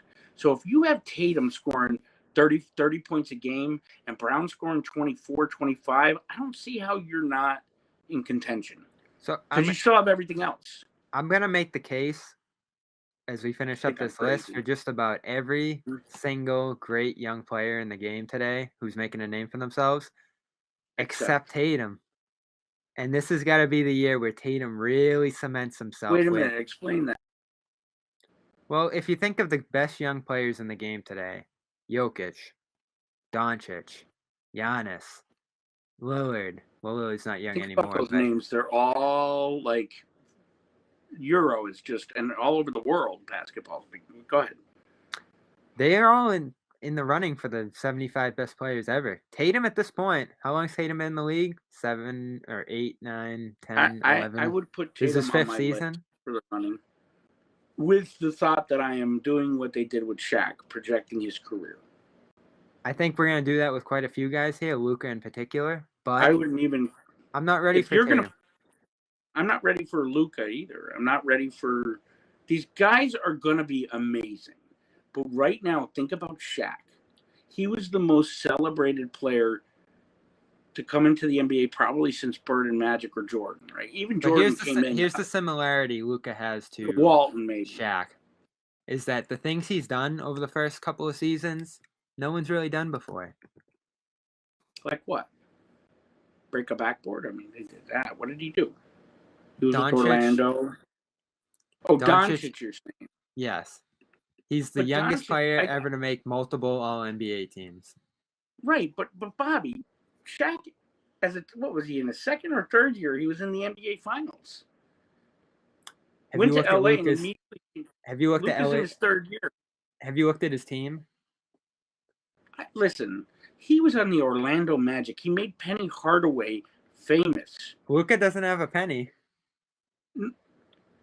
Neither did Orlando before Shaq started doing commercials with them, and they had so much charisma and real chemistry together. I'll tell you the guys. These are the guys that. Wait a minute. No, you can't say that, dude, because Shaq and L.A. was not anything to write home about when he went to L.A. either. Did Shaq have Horace Grant? Horace Grant? I don't know. I mean, what does Horace Grant do? Hey, it's better than. Here's the players Luka has made serviceable. In fact, more than serviceable in this guy's case. Tim Hardaway Jr., he just probably got more money than some of the guys that are on this list. Such a fat guy. Yeah. Dwight Powell, who was on the Celtics for like 2 days during that. It's so funny. Year. Like we're in the second person, and I'm already trying to remember trying to put his face to the name because I don't recognize it. Dorian Finney-Smith is a starter next to Luka Doncic. I mean, this is the team that Mark Cuban has put around the best young player in the league. Like, what is he doing? They were holding out for Giannis. Yeah. Well, they were holding out for Giannis. I'm telling you, this whole different. Let's go back to the list because I'm going to start back to it. I know. Here's one thing I know because I'm a good instinct guy. You may not agree with me, but after the behavior of the last certain amount of time of our players, behavior is condescending. I don't want to say behavior. Their actions, maybe, or inactions. I think you could see the danger in having imbalanced power towards one side. It has to be balanced. They were just hoping to get him in free agency. No, but They're I'm trying to saying keep the that cap is that space open. volatility just could destroy Luka's legacy, his career, his whole career, if they can't recover from that. Think about Duncan when the Celtics didn't get Duncan. It took years to recover from that. Still talked about as a curse. Is Penny Anyway, Hardaway on this list? No. He was in my mix. I'm going to take him out. Is Gus Johnson on this list? He's not. How about Alonzo Mourning? I like Alonzo Mourning a lot for this list. No, I like him a lot for this list too. He's not on mine. I think I'd have to remove someone. Let's look at Who's left on your list to add? Are we at 75? We're almost there. Just a couple more. Because we need them to start subtracting. That's the fun part. This is taking too long. And I know I'm the ranting one. 3 more gets us to 25. Should we put Mourning in? Let's look at his resume real quick. You kind of have to. You have to. He's a Hall of Famer. I mean, the things he did. Bill Russell loves him. I mean, everybody who's ever played against him. He's underrated. Not like Robinson underrated, but, you don't hear a lot of people talk about Mourning. No, Mourning gets more respect from his teammates and opponents than he does from fans or media, in my opinion, because he was not a flashy player. He was a defensive player. This guy's probably going to the Hall of Fame. Chris Webber. No way.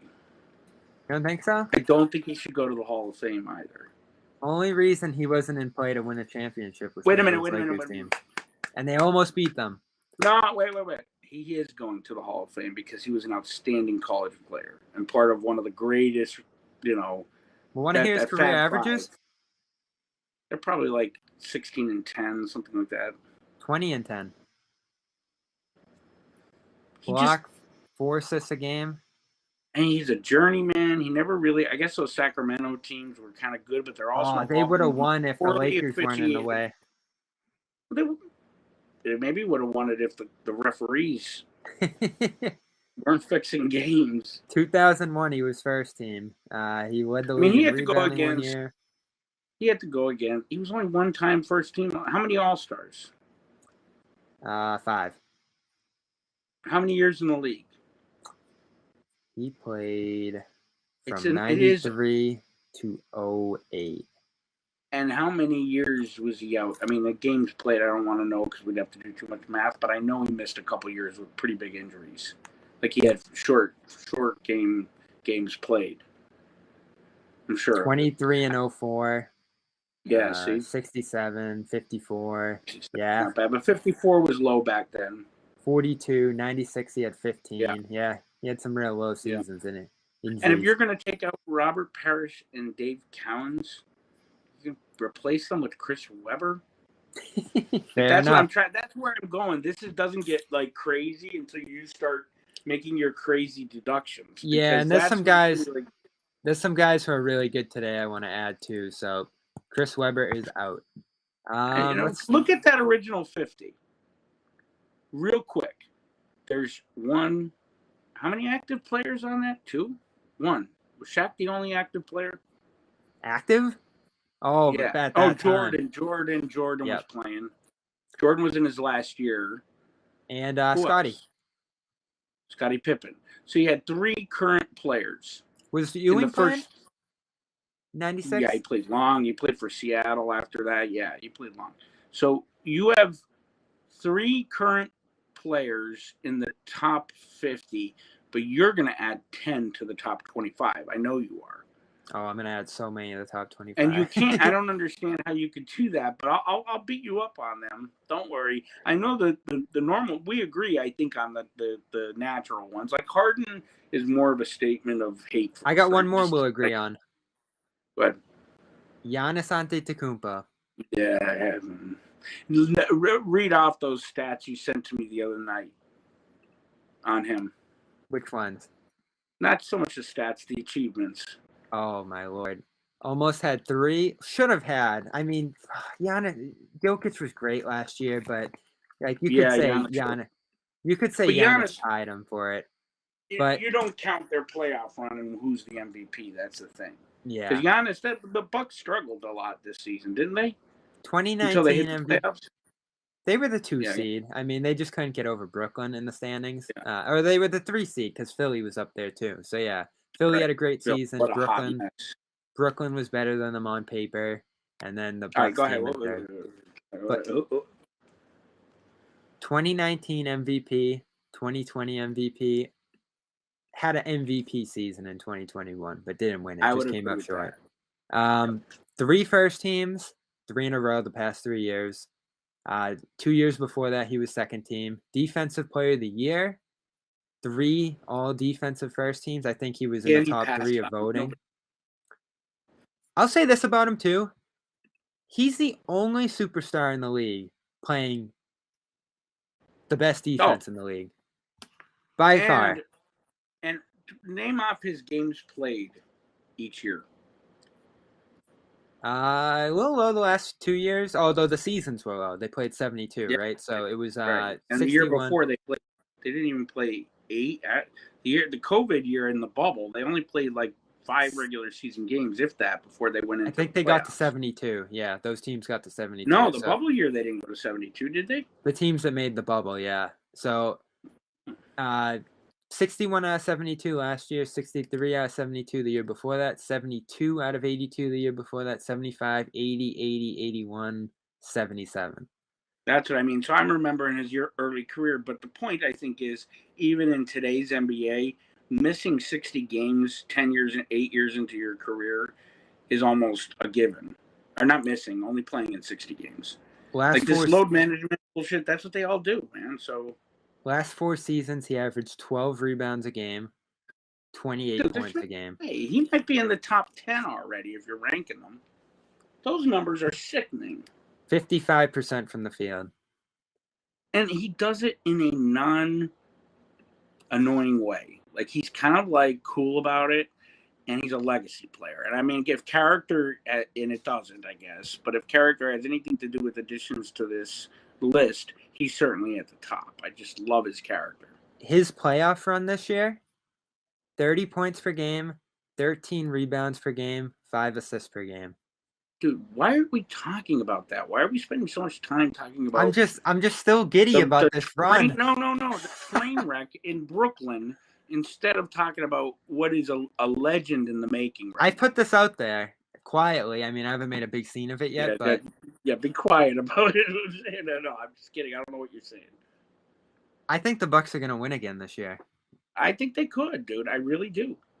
Giannis is unstoppable right now. You can't put anyone in front of him. He shows up at the court scoring 30 points. His clinching game, just before we move on from him, 50 points, 14 rebounds, 5 blocks, and the guy who can't hit a free throw if he moves halfway in usually hit 17 of 19 at the line. That's the difference with Tatum, too. I'm going to tell you what I'm feeling this year is he's going to get to the line. He is going to make – someone is impressing upon him to make him – why, has it not been that way at the preseason? No, I'm just – oh, yeah, he's been great. But I'm just – that run was so great by Giannis. That was – that was so much fun to watch. I know, but I want to go back to Tatum. Like, you're picking on Tatum, and I really don't think it's – Tatum's issues are more with character, in my opinion, or – I don't know his character. He's got to build a character. I think his character's fine. He's basketball obsessed. I think he's very addicted to work. But is he winning obsessed? Ethic. I think he's trying to find a way there. I think he's trying to find his role within this offense. How am I going to do what I need to do? Well, I haven't watched enough to judge at all this season. I don't think he's done enough to judge. He sat a game. The last game was kind of a joke. No one was playing. So we got to see on Wednesday what he looks like. Is he made a sitter or a stander? Stand. Well-dressed or underdressed? Everyone's underdressed now. The suit and ties are done. That's got to come back. At least you got to wear a coat or something. He voted no. Look sharp. Who did? Ime. I think everybody voted no. Did they take a vote? Yeah. They took a vote? It was 25-5, I think. How stupid is that? Because like just the endorsement deals alone, you could get like Pat Riley made more money off of. I do like the suits. And he looks It's sharp in just a part of, suit. huh? He He would looks look real sharp in a sharp. suit, yeah. I would think he does. I mean, I just don't think the coaches should have a right to vote. It's a rule. Like the league has to have an image. They project the image. That was Stern. Adam's like, hey, wear sweatpants. But here's the thing: you had an enormous boom in growth under Stern. Look at what you just said about Giannis. This NBA should be the golden era. LeBron, Durant, Giannis. You know, you Hey, go down. No, you got in the making. You got Tatum. You got Luka. You got Jokic. You got. I mean, just keep going. I hate to interrupt. Red Sox are up 6-0. Might have to delete that out. If my father sees me cheering for the Red Sox, I'm in trouble. Oh my, that is unreal. But How do I have on Chris Cuomo right now? Where's the friggin' remote? All right, I have one more. Hyped up on Giannis. I have one more guy that I think we're gonna agree Yeah, let's on keep here. going. Go ahead. I can't find the remote. I'm like Johnny Most. For my 25th, before we really go to war here, Reggie Miller. No. No? No, he has to be. There's no way he can't be in. I just don't like him, but he's got to be in. He wasn't on my list, to be honest. I forgot about him. He only has 3 third teams, though. He never made a second or a first team. 18-3-3. Yeah, but he played how many years? He transitioned that team from him to like Paul to what do you call it? Not Paul. Who was there before? What's his name? He's out in Clippers now, out in LA. Paul George. Paul George, yeah. He transitioned that well. He loves the Pacers, and he was the all-time leading three-point shooter, whether he was a pure shooter or not, or whether he kicked the leg or not. I hate Reggie Miller. But I think he got up there. He missed Ray's percentage by 0.5. Took probably about 1,000 less, but made 2,560, and his record was the one Ray broke, right? Yeah, I mean that game was just Reggie Miller was so. It felt like Rick Barry behind the table because he was so bitter. Like it was so obligatory to give him a hug. You know what I mean? It was just uncomfortable. It was awkward, and they always team him with Marvelous, and that was a train wreck because Marv's not been. Anyway, let's go. Let's keep going. We should do an all-time broadcast list someday. That'd be fun. We'll get there. All right, so now we have to start. I've made my 25 case. You've disagreed with 1, 2, 3, 4 of them. 4. So let's name them off. Go ahead. Let everybody hear them. James Harden, unbelievably. That one was begrudgingly. That's going to end up in. He's going to end up in. Tracy McGrady, we'll see. I think there's a chance he can end up out. I like Tracy. Dwight, I think, is going to sneak in. He's going to have to go, man. You can't put in Dwight Howard over Dave Cowens. You can't. Clay. Robert Parish is tough, but Clay's out, bro. All right. Look, we won't know. Who has to be taken out now to add these players in, I think, is the question that we have to ask, right? That's where it gets touchy. We have to figure out. Robert Parish is obviously coming off your list to make room for one of these guys. Which one? For some of the guys I haven't mentioned yet, who have some Dirk really good cases. Yes, this is where we start. I'm going to add some. If you got any more that you want to add, we can bring in. But I'm going to make some suggestions here. We have agreed, though, that let me just see, because we keep forgetting about me here. Let me just see if I'm adding any. I don't think I am. I think I'm done. We said you're done? Kid, Melo, Payton, Gasol is on the fringe. Not Nash, Dirk, Bernard, Curry, Duncan. I had Duncan twice, so that's good. He's now in an extra spot. LeBron, Chris Paul, Ray Allen, KG, Paul Pierce. I have all three of them together. And then, of course, Allen Iverson. Yep, so we agreed on all those guys. I have Kobe in the top 50. So I put Kobe. I replaced, like, Paul Arzen. So let's bring – all right, Paul Arzen's out. I can't even tell you who he played for. He's the only guy in the top 50. I can't tell you.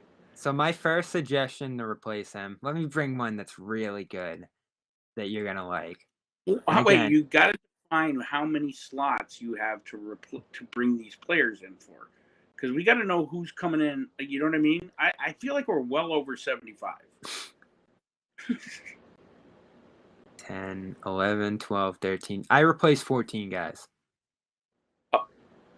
You took 14 legends out for Yes. today's players? Mostly. Yeah, I think all the guys that played before are out. No, there's one other guy who's retired, but I'm going to make a case for a number of today's players. The retired guy, just put him in with today. Vince Carter's locked. I think. All right, we might have to end this is going to be a bloodbath for you. I'm sorry.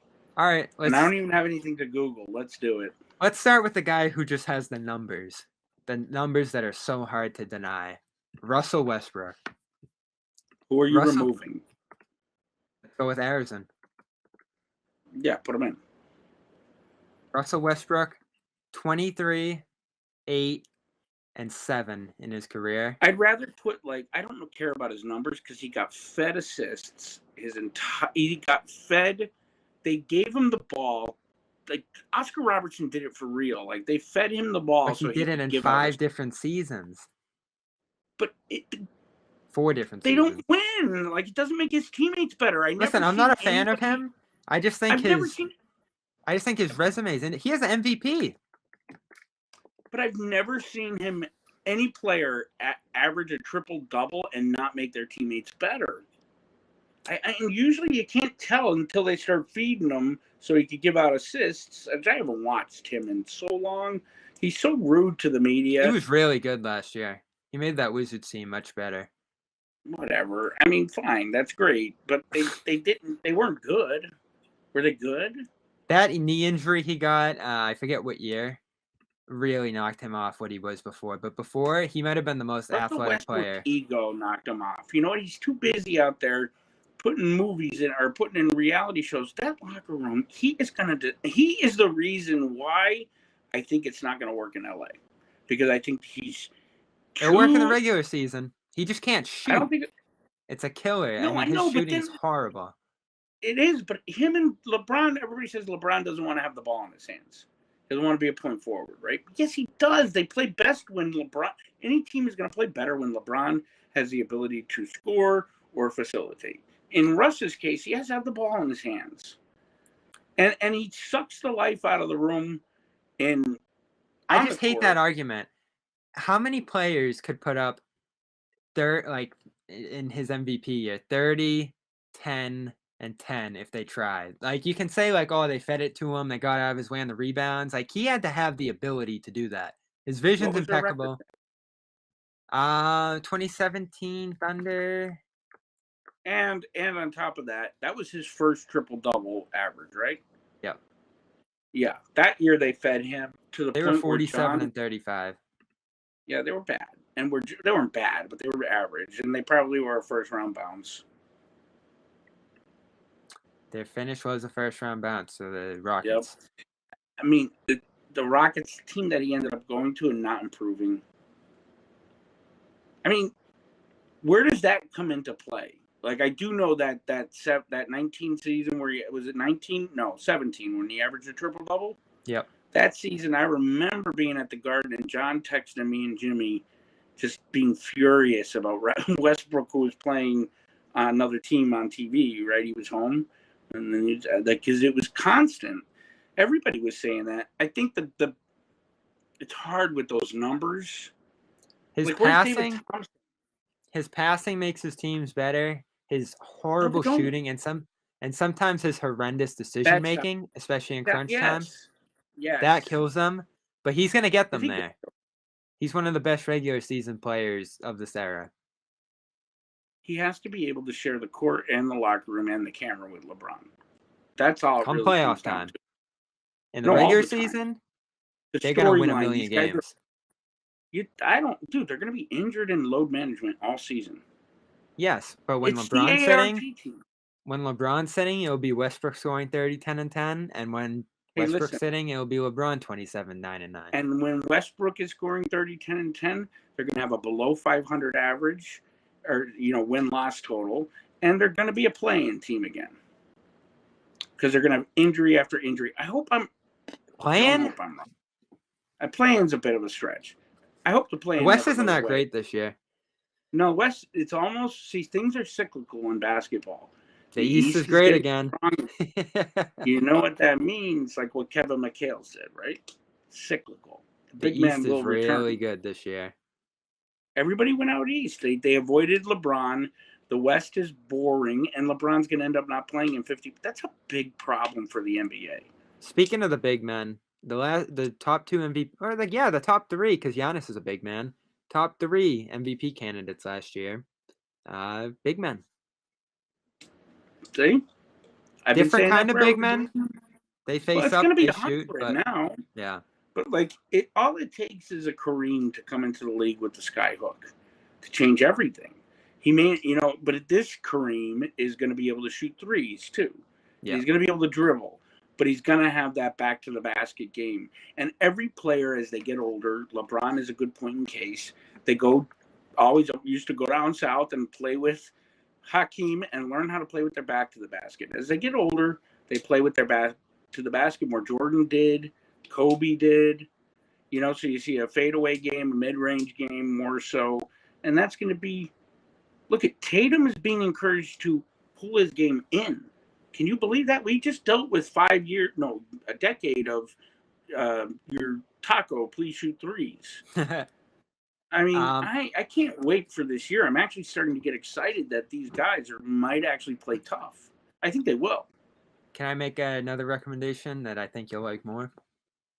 Yes, because I'm running out of gas here, Bobby. We have 15 minutes left, or I'm not getting dinner tonight. All right, Kawhi.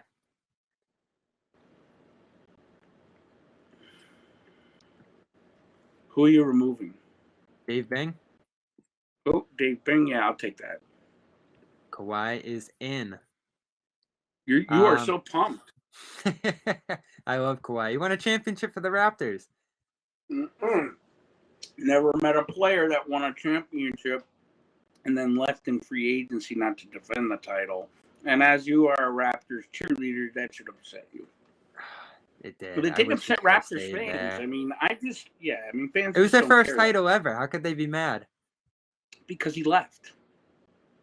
Like, dude, he left. Imagine if Jason Tatum left tomorrow. If he did it after winning a championship, it wouldn't have hurt as bad. Oh. Now, it wouldn't hurt you that you couldn't defend your title? Not as bad. It would hurt me worse. It would be so stinging. Like you took the whole next year. You remember 08, you were young, but like 09, until KG got injured, the Celtics won 20 in a row. Like it was a huge win. Everything was all about Banner 18. That's all we talked about.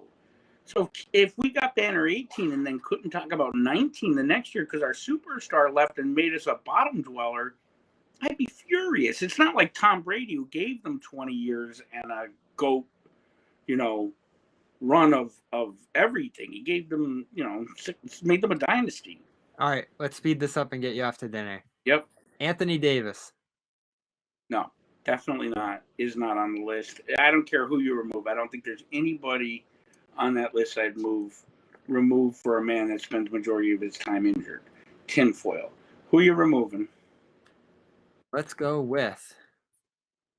I don't have specific cases here. I might want to do this episode over because I like the way we're going now. It should have been done this way from the beginning. Earl Monroe? Absolutely not. You're not going to remove Earl the Pearl. He invented the spin move. Jerry Lucas? One of the toughest basketball players of all time. Is he better than one Anthony of the Davis? Weakest? Yeah, I'd take Jerry Lucas because at least he could get on the court. Bill Sharman. Listen, hey, wait. Google who you like Bill Walton. He's on your list. Google who Bill Walton's best teammate ever was. It wasn't Larry Bird. It was. Is there anyone on this list you'll take off for Davis? Yes. Yeah. For Davis, Sharman, I would. All right. Davis has got to be on here. But you're running out of space now, Bobby, because there's players better than Davis on your list. Harden, for sure. We are getting down to it now. Is there a case for Damian Lillard? No. Too young. I don't know. Not done enough. He's not too young. Is he 30? He's 30. Yeah, he's not too young. I just don't know. I mean, the fact that I wanted him on the Celtics, but the fact that I can't tell you what he's really done other than that he's a good player and his style of play means he shouldn't be on the list. He's there with Paul Ars. I mean, what does he do? Who are you taking off? Like, you have better people on your list waiting in the waiting room right now. You know what I mean? Like, so in the green room. He's 24, 4-6. It's a higher scoring average. This would have been really good to do.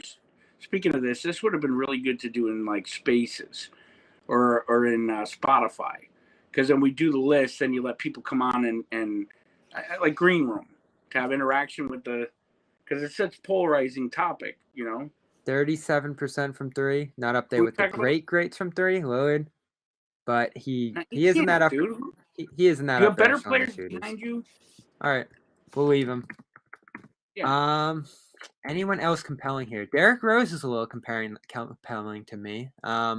At his height, so 1 year, maybe the best player in the league, and it was very, very short. Then put Ernie DiGregorio on there too. He had Rookie of the Year, led the league in assists. He had the greatest year ever. 1 year. You don't even know who he is. He's from Providence. What if is the story of Derrick Rose? Man, was he good. What if is totally the story of Derrick Rose. He was unstoppable that 1 year. I'm going to take him out. Year. You have to. I can't believe you're debating this. All right, we're getting down to the end here. Just a couple more left in terms of my cases. I'm going to bring out the heavyweights. Nikola Jokic, the reigning MVP. Okay. This is where it gets huge. Okay, so we're talking about where they are in their careers now, not projecting out, because that's not fair. But they did it in the 50. Huh? They did it for the 50 list. No, they pretended Shaq belonged there. Seriously, that's what was so absurdly insulting to Mcadoo. Jokic now has 2 first-team appearances and a second-team appearance. Okay, so let's just stop. Who are you removing? That's what. Because I think Jokic is definitely a top 100 guy, but I don't know who you removed to get him 75. Wes Unseld? And you can remove somebody else you put in that I agreed already. Al Greer? Yeah. Right, let's put Jokic in there for now. Because I'm all in on him. I mean, he has just done ridiculous things as a big man passer. Bob Ryan said he's the greatest big man passer ever already. Yeah? 6 assists a game. Over Walton, over Bird. Bird averaged more than 6 a game. Was he a big man? He averaged. Huh? Was he a big man?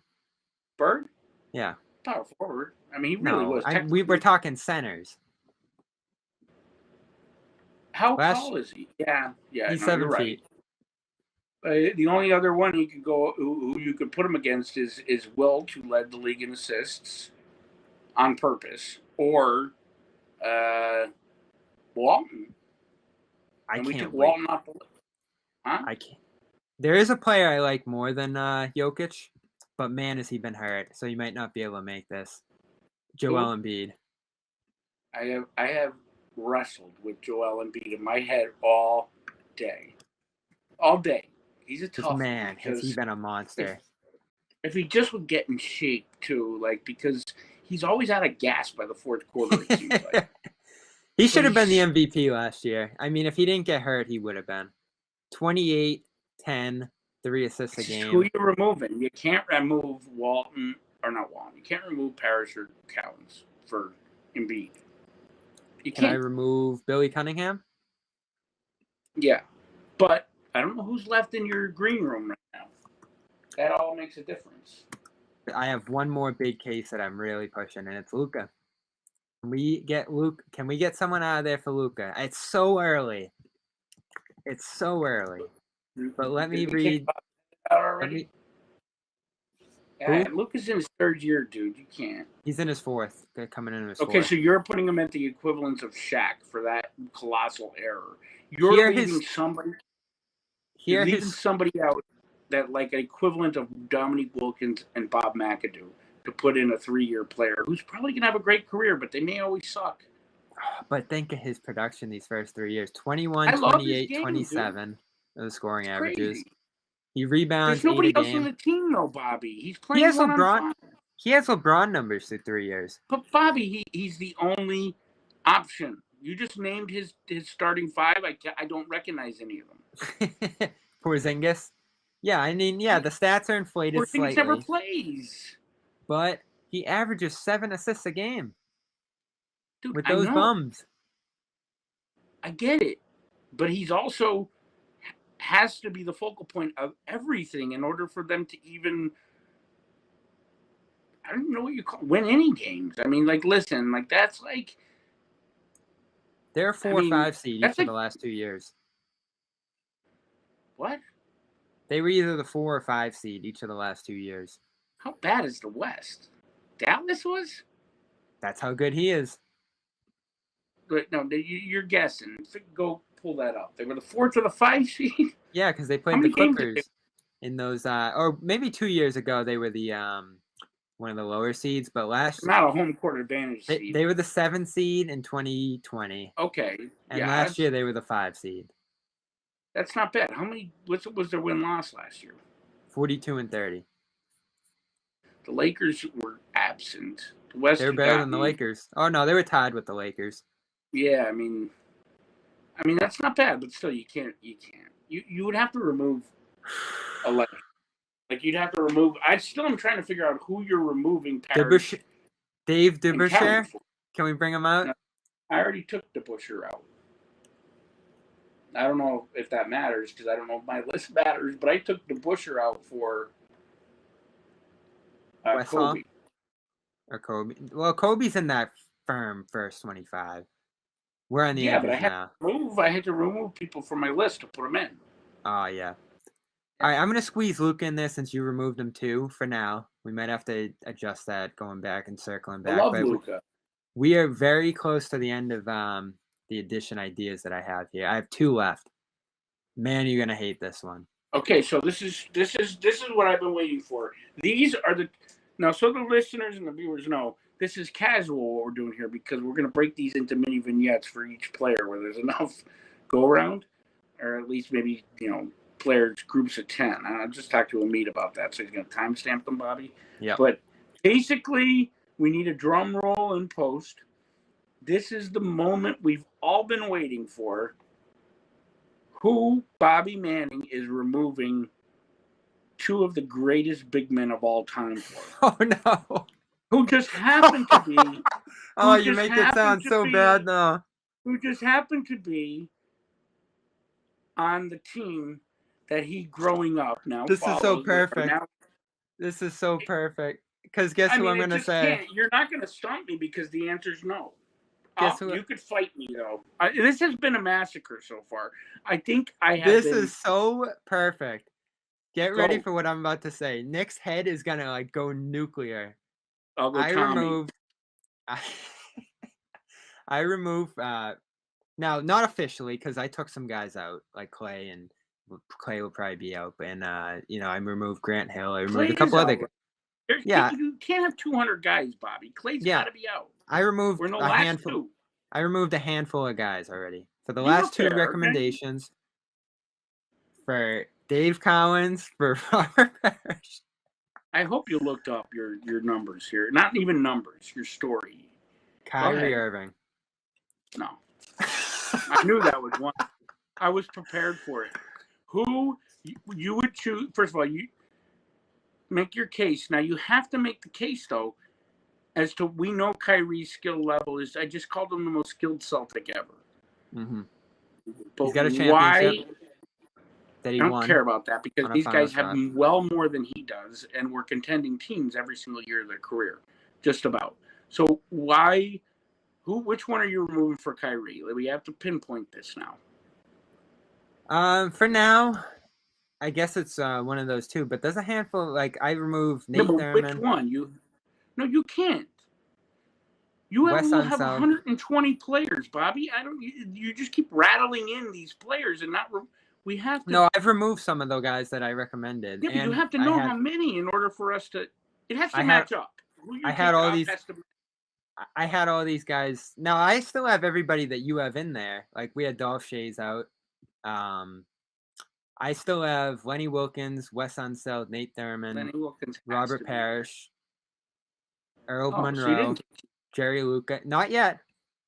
Jerry Dave Lucas could Cowens. go. Jerry Lucas can go for Kyrie? Not for Kyrie. No, yeah. I mean, because here was going to be. How about for Harden? I have to be. Yes, definitely for Harden. All right, Harden is in. Now, look how psyched you are. Now, here's why. I want to make this real clear to the audience if anybody's watching.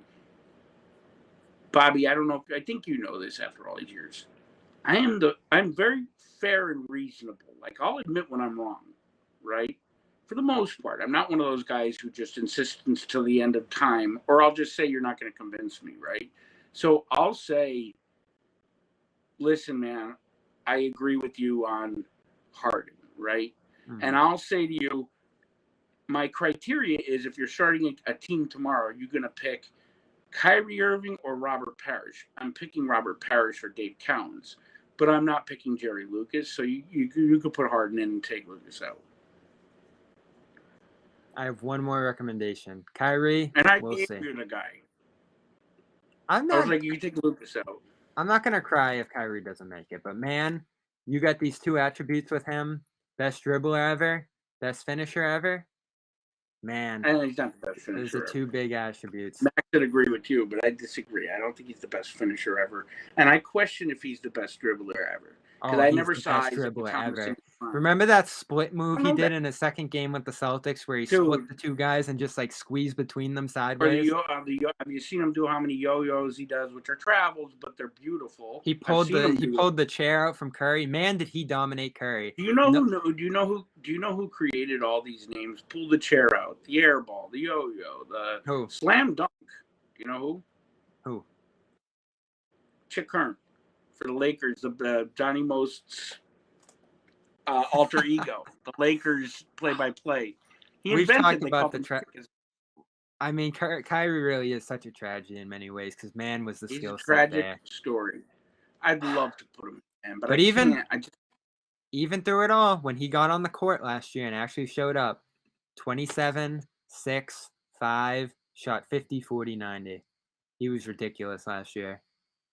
But listen, I mean, I'm not going to put it. Go ahead. If you want me to say anything on this topic, which you knew my answer was, I won't let go on this because I do think being part of this fraternity of players, right, which will eventually evolve in 25 years. I'll be 75, probably dead, or we'll be doing this show and I'll be really old. In 25 years, it'll be 100 players of all time. And each one of those players have to, and we didn't put David Thompson in there, which is a problem, but each one of those players. He's on my honorable mention. I'm proud of you. So anyway, each of those players have to not just be the best. They have to also help to make the game the best. They have to add to the league and the image and grow. Every year, you're right. You have to pass the baton, or else the league health is not going to be good. So, and Kyrie doesn't do that. I'm not putting Kyrie on. I just want to bring up his name. Boy, I convinced you with that one. No, it's a great argument. Again, he's really tailing off in the games played. And plus, his early career before LeBron arrived kind of stunk. I know he was really young. Like, that matters now. Guys coming in the league so young. Him. I thought he was so good, though. But you're right. They sunk. He had a bad team around him. Mm-hmm. I think at the end of the day, he's the only player in the history in 21 years, or however many years LeBron's playing, 19 years, that didn't want to play with him. You'll like this comment. Yuri Welsh. I know somebody who had a Yuri Welsh jersey, and I'm like, how did they get that? They had to have it custom made because they are not selling jerseys. I have one more recommendation for you. One I think you'll like. I'm trying to figure out who Parish and Cowan. So are they staying on your list? You back down. They have a good case. They have a good case to stay at this point because you've convinced me to knock a couple people off. Yeah. One last recommendation. I have some honorable mentions, but I know they're not good enough probably. Tony Parker. No, but honorable mentions could be anybody. I don't have to approve them. Tony Parker.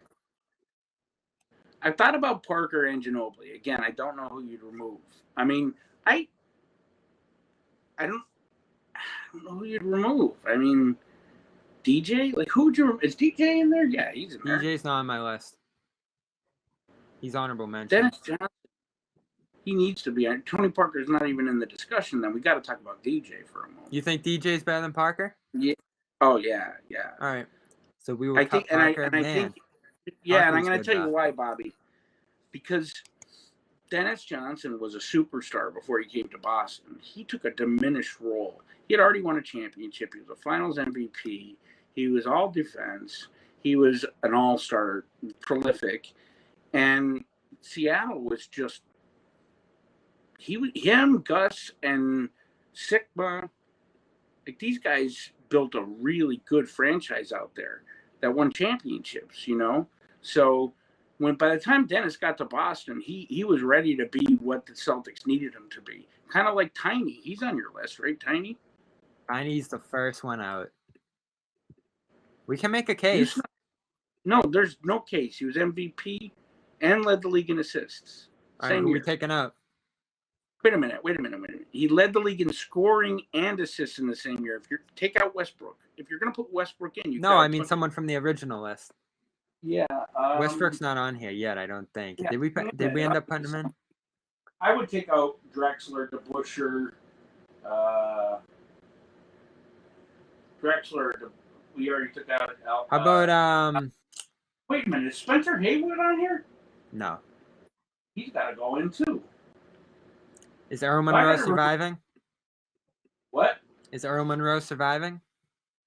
Yes. He is the original schoolyard, dude. Is Paul Westfall surviving? He may have to go back off. I think we have to take Westfall off. I mean, we took Sharman off, right? Did we take Nate Thurman? Oh, Nate Thurman? I think Nate Thurman was Kareem. Nate Thurman's still there. And I think he has to stay because Kareem, he says he's his best. He defended him the best.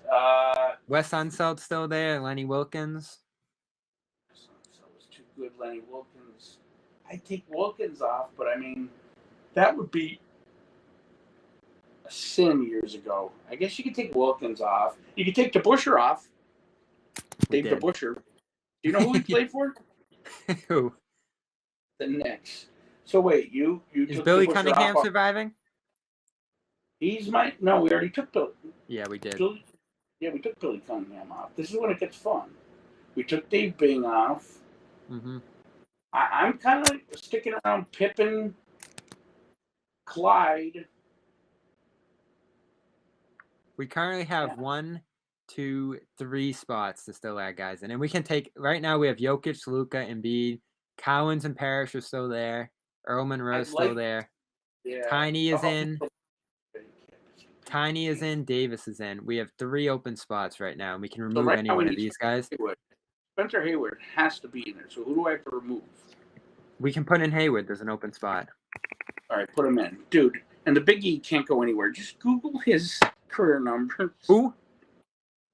Alvin Hayes. I mean, this is a guy that played. Hayes is in. Okay.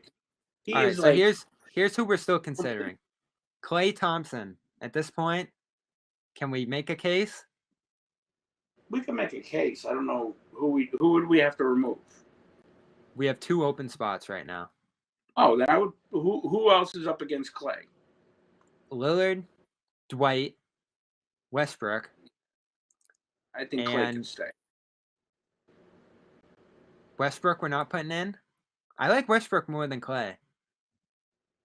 It's close. Klay won 4 championships and was crucial, pivotal role in all 4. You're right. We'll put in Klay. All right, the only thing that hesitates me on Klay is the injuries, but that is trying to foresee the future, and hopefully he comes back and he's healthy. But he's already given you 9 great seasons, right? Yep. Or 7. We have 1 spot left, and I have some honorable mention names if we want to kick them around too. Did we take Bob Pettit out? Nope, he's still in. He could go. All right, 2 spots open. We gotta fit Tommy in if you want him. Oh, Tommy's got to be in. So you got to just replace Tommy with Pettit. I mean, Tommy, because Tommy wasn't on the 50 team. Yeah, he was. 100%. No, he wasn't. I had all the 50 guys here. He wasn't on it. Then put that right there, and you could ask anybody who knows anything about the history of the game. Put that there with Bob Mcadoo and ahead of Bob Mcadoo and Dominique Wilkins, because Tommy was Rookie of the Year in the same year as Russell. Think about that. There might have been prejudice involved in that. I'm not sure, but he was Rookie of the Year. He was the leading scorer on the Celtics through the first, I think, 6 championships. So Sam Jones got there. I think 5 championships. We have one spot left. Bobby, Tommy played 9 seasons and won 8 titles, I think. How could you not have him in there? Should our final guy on the list be Dwight Howard? Or is it Russell Westbrook? We don't have Sam Jones in there either. Do we have Sam Jones? We do. No, and he needs to. We do? All right, Casey does not need to be there. Dwight Howard, who are we not putting in for Dwight? If we don't put in Dwight, it'll be Russ. I think we're down to Russell Westbrook and Dwight Howard. Or Embiid. Embiid's in right now. So it's Dwight or Russ. Dwight won a title. The team wanted him Dwight back. didn't win a title. He made a title game. So did Russ, though. He made the 2012 finals. No, but he won it with the Lakers, Dwight. Oh, come on. He was a dude. They brought him back because he was a pivotal role. He made a big difference on that team. If you put Russ on that team, would they have won in Dwight's place? No. I don't know. You're going based solely off of your little dork Excel spreadsheet. No offense. But that's what you're doing. Because you're not accounting for chemistry. And Dwight, we've already proved it. He went to LA with 2 superstars and failed miserably.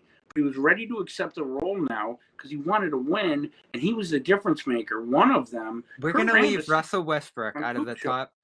I mean, we could cut another guy, but right now we're going to leave Russell Westbrook out of it. For me, it's a toss-up. I think, I wasn't decided yet. I was putting the pros and cons. So my pros with Dwight are obviously his first dominant years. His 5-year prime. That 5-year prime was besides the fact that Kendrick Perkins stopped him he was pretty unstoppable against any other player. And then they beat that really good Cavs team in 2009 too. He goes out with he disappears for a couple, loses his mind. Then he ends up in LA and they win a championship. Not saying he definitely he's been on so many teams. But he'll be remembered for the Lakers and the Magic. I can't even remember where. I mean, I know Atlanta was. Can you name all the teams he's been on? Houston, Atlanta. Did you just say Cleveland? I don't remember him on Cleveland. No. Houston and Atlanta. He played I don't Charlotte. remember that. I mean, he was on the Nets for a minute, but they cut him. He was on the Hawks. I would say the reason that is most compelling to me is he could accept the role after being an MVP and a superstar and leave, and they want him back. That says a lot. And Kurt Getting the title was huge for him. You're right. Yeah, but also the fact that the Lakers want him back, they feel like that was a huge difference. I mean, Kurt Rambis said that outright on Michael Cooper's show. Outright. He said Dwight was not having Dwight made a huge, huge impact. But Bobby, if we wait any longer, I'm not going to have dinner. Can we try to fit Russell Westbrook on here before you go? Well, go ahead. Tell me what. I just got to order my dinner while I'm on the phone with you. We have Earl Monroe. Can't for Dwight or Nate Thurman. And we have Wes Unseld. I have to confirm that what position did Nate Thurman play? Center?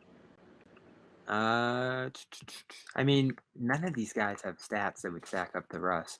Let's see Nate Thurman. No, but it doesn't matter. There was more to the game than stats and numbers. So if Kareem Abdul-Jabbar he played center.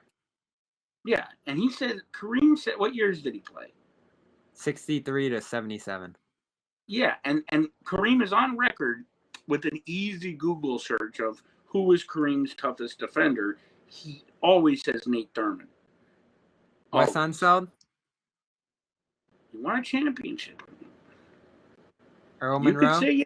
The old timers get mad. I don't agree with it, but if you had to take out any one of those 3 guys for Russ, who would it be? Who name them again? Earl Monroe, Wes Unseld, and Nate Thurman. Nate Thurman. So we can officially put in Russ for Nate Thurman?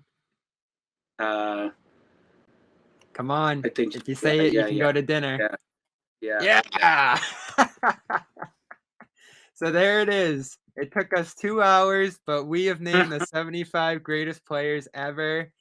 Oh, man, and I got a decent amount of the new era in here. But Dave Cowens and Robert Parish survived in the end, so I think we made some good compromises.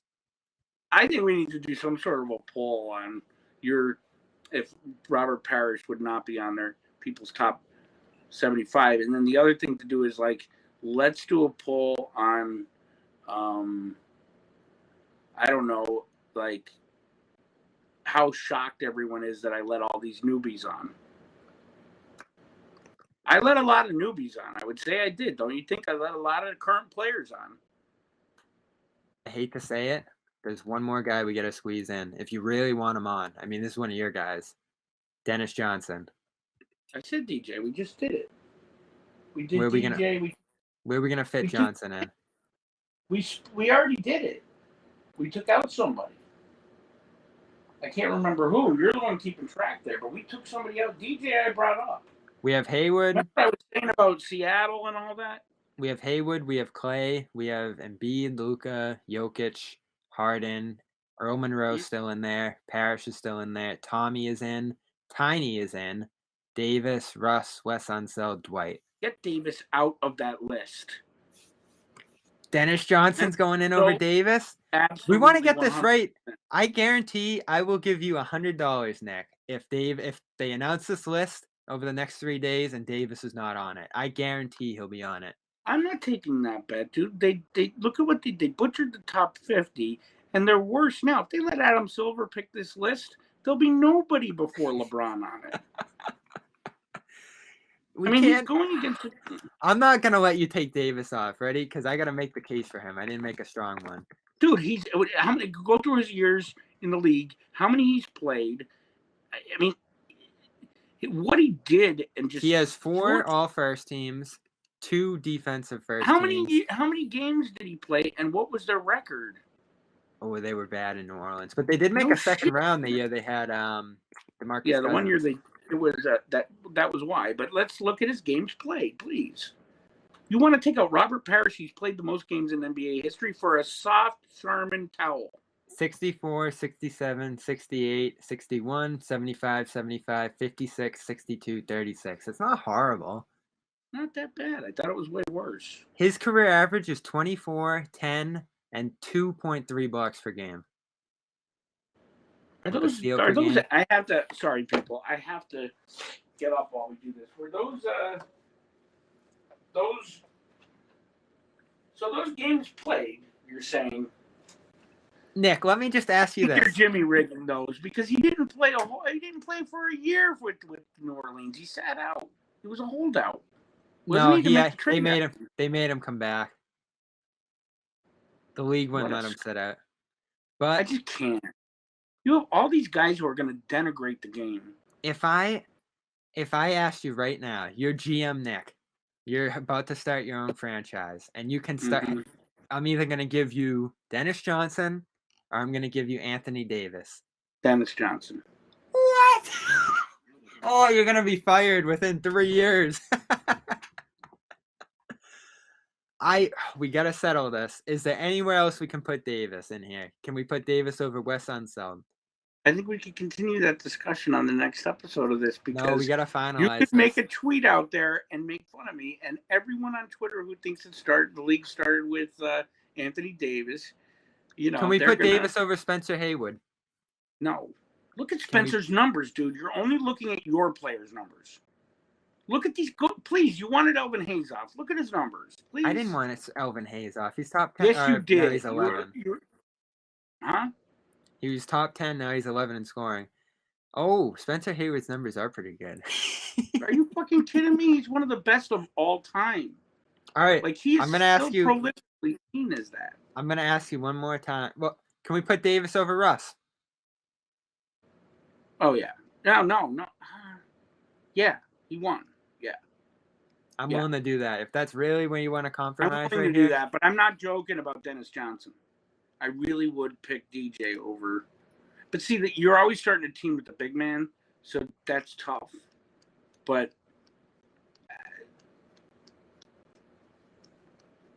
I know that he's going to play defense. He's going to be an Iron Man and play in every game. He's going to hit big shots. He's not going to shrink in big moments.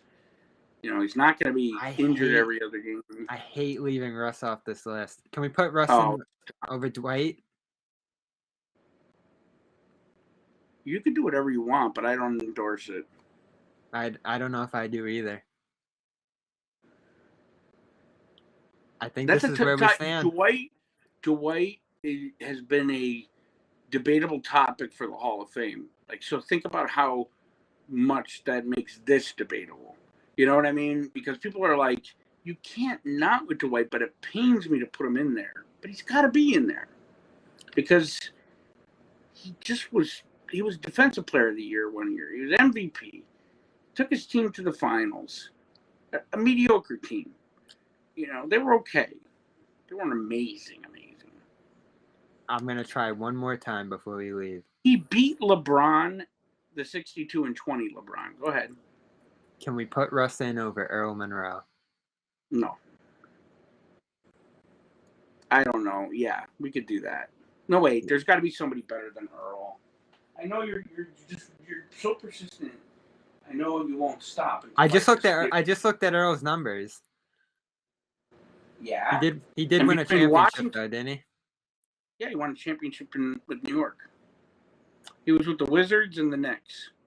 See, the thing that's tough with me with him is he's still referenced, and he brought Schoolyard to back. He was one of the first guys to bring the Rutgers Park to the NBA.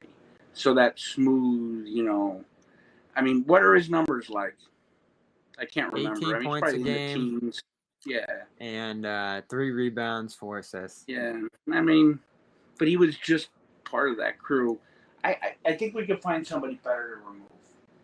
We took Jerry Lucas out. Terrible. We took Hal Greer out. I can't do Scotty for Russ. I like Scotty. Drexler? I would do Drexler for Russ because let's do it. Drexler didn't have a clutch bone in his body, and he was weak.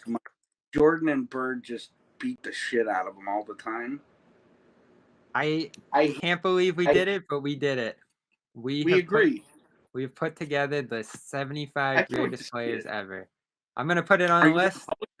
Yeah, I'll put it on a list. I'll send it out on clnsmedia.com at some point this week, and we'll compare it to the real list. We'll see where we went wrong and where we were 100% right over the course here. Honorable mentions real quick before we send you out of here, Nick. Mm-hmm. Mutombo, not quite, but Mutombo. He's another one though that's loved. Dennis Rodman, not quite, but man, could he rebound? Rodman, I struggled with. He made every team better. He has how many titles? 2 with Detroit, 3 with Chicago. Best rebounder ever.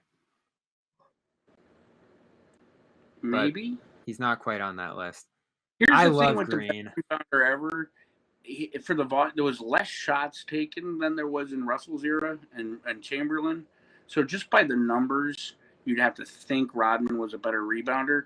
But there was no comparison that annoyed Russell and Chamberlain more than when they put out that Sports Illustrated cover saying best rebounder ever. So to know how much that means to them and how annoying that is to them, I think I'll say Rodman could stay off. It hurts, but Manu, tough to keep him off, but I thought about Manu. Chris Bosh. Man, Chris Bosh was really good, but not quite. Yeah, it was soft. Joe Dumars. Thought about Dumars. Mo Cheeks. Not quite. That one I struggled with. I wanted to put him on. Ben Wallace, not quite. I thought about Rasheed. No. Chris Mullin was tough to keep off, but not quite. Tough. Chauncey Billups, really tough, but not quite. I thought about Draymond Green. Couldn't do it. Yeah, Draymond. He's definitely. I think he'd be top 100. You know who I'd love to get in there? Maybe he can make the top 100, but he's not in the 75. We talked about him earlier this week, Jimmy Butler. I think Jimmy Butler's a really great player. I don't think he's in the top. Yeah. Yeah, just too tumultuous of a career. Not great enough numbers. But, man, that run he went on with the Heat in the bubble, those are 2 of the best finals performances ever, those 2 games they won. that one. We had that one segment come out with the music, and it had all his different shots. It was really good. I didn't like Butler. I always was like, Danny. Remember don't him do it. exhausted, hanging over the baseline? They still Yeah, show that picture. so He good. The was bubble carrying was the great. team. It was great basketball. The bubble. Oh, it was just so much eerie. fun. Imagine if It we was were just there. eerie. I'm glad we weren't there, dude. Did you really want? I mean, the only thing is you could write a book. Yeah. But I don't know that you really could write a book because I thought Gary was going to write a book. Someone from I thought he would have too, but I think someone from Washington Post did it. Ben Yeah, I mean Golliver. the access was so limited, you didn't really get to see because like the media was in a different part of the campus and all that. I don't know. To me, the bubble was like jarring and eerie, but I was having some mental issues at that point with the isolation and all that. This past year, though, I just I couldn't watch it with no fans in the stands. Like seeing the Garden empty, it made it more noticeable how much fans are important to basketball in particular. Like hockey, it's not that important. Although the fans are raucous, they're so far back, they're so far removed. Football doesn't. I mean, and baseball, they're used to empty stadiums until the playoffs. So basketball, you're right up close. Real quick, I just want to remind everybody because it was so great.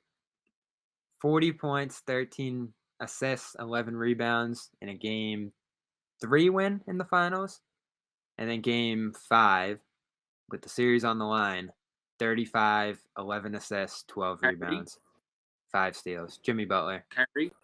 Jimmy Butler. Yeah, I mean that was, and I would always say like Danny, no, because he was obsessed with Butler. Remember that was the one he always said he let slip away. That and Tony Allen. His attitude. And, man, could he would. Attitude was if so Ime bad. asked him to be captain, he would have taken it. Who are our captains?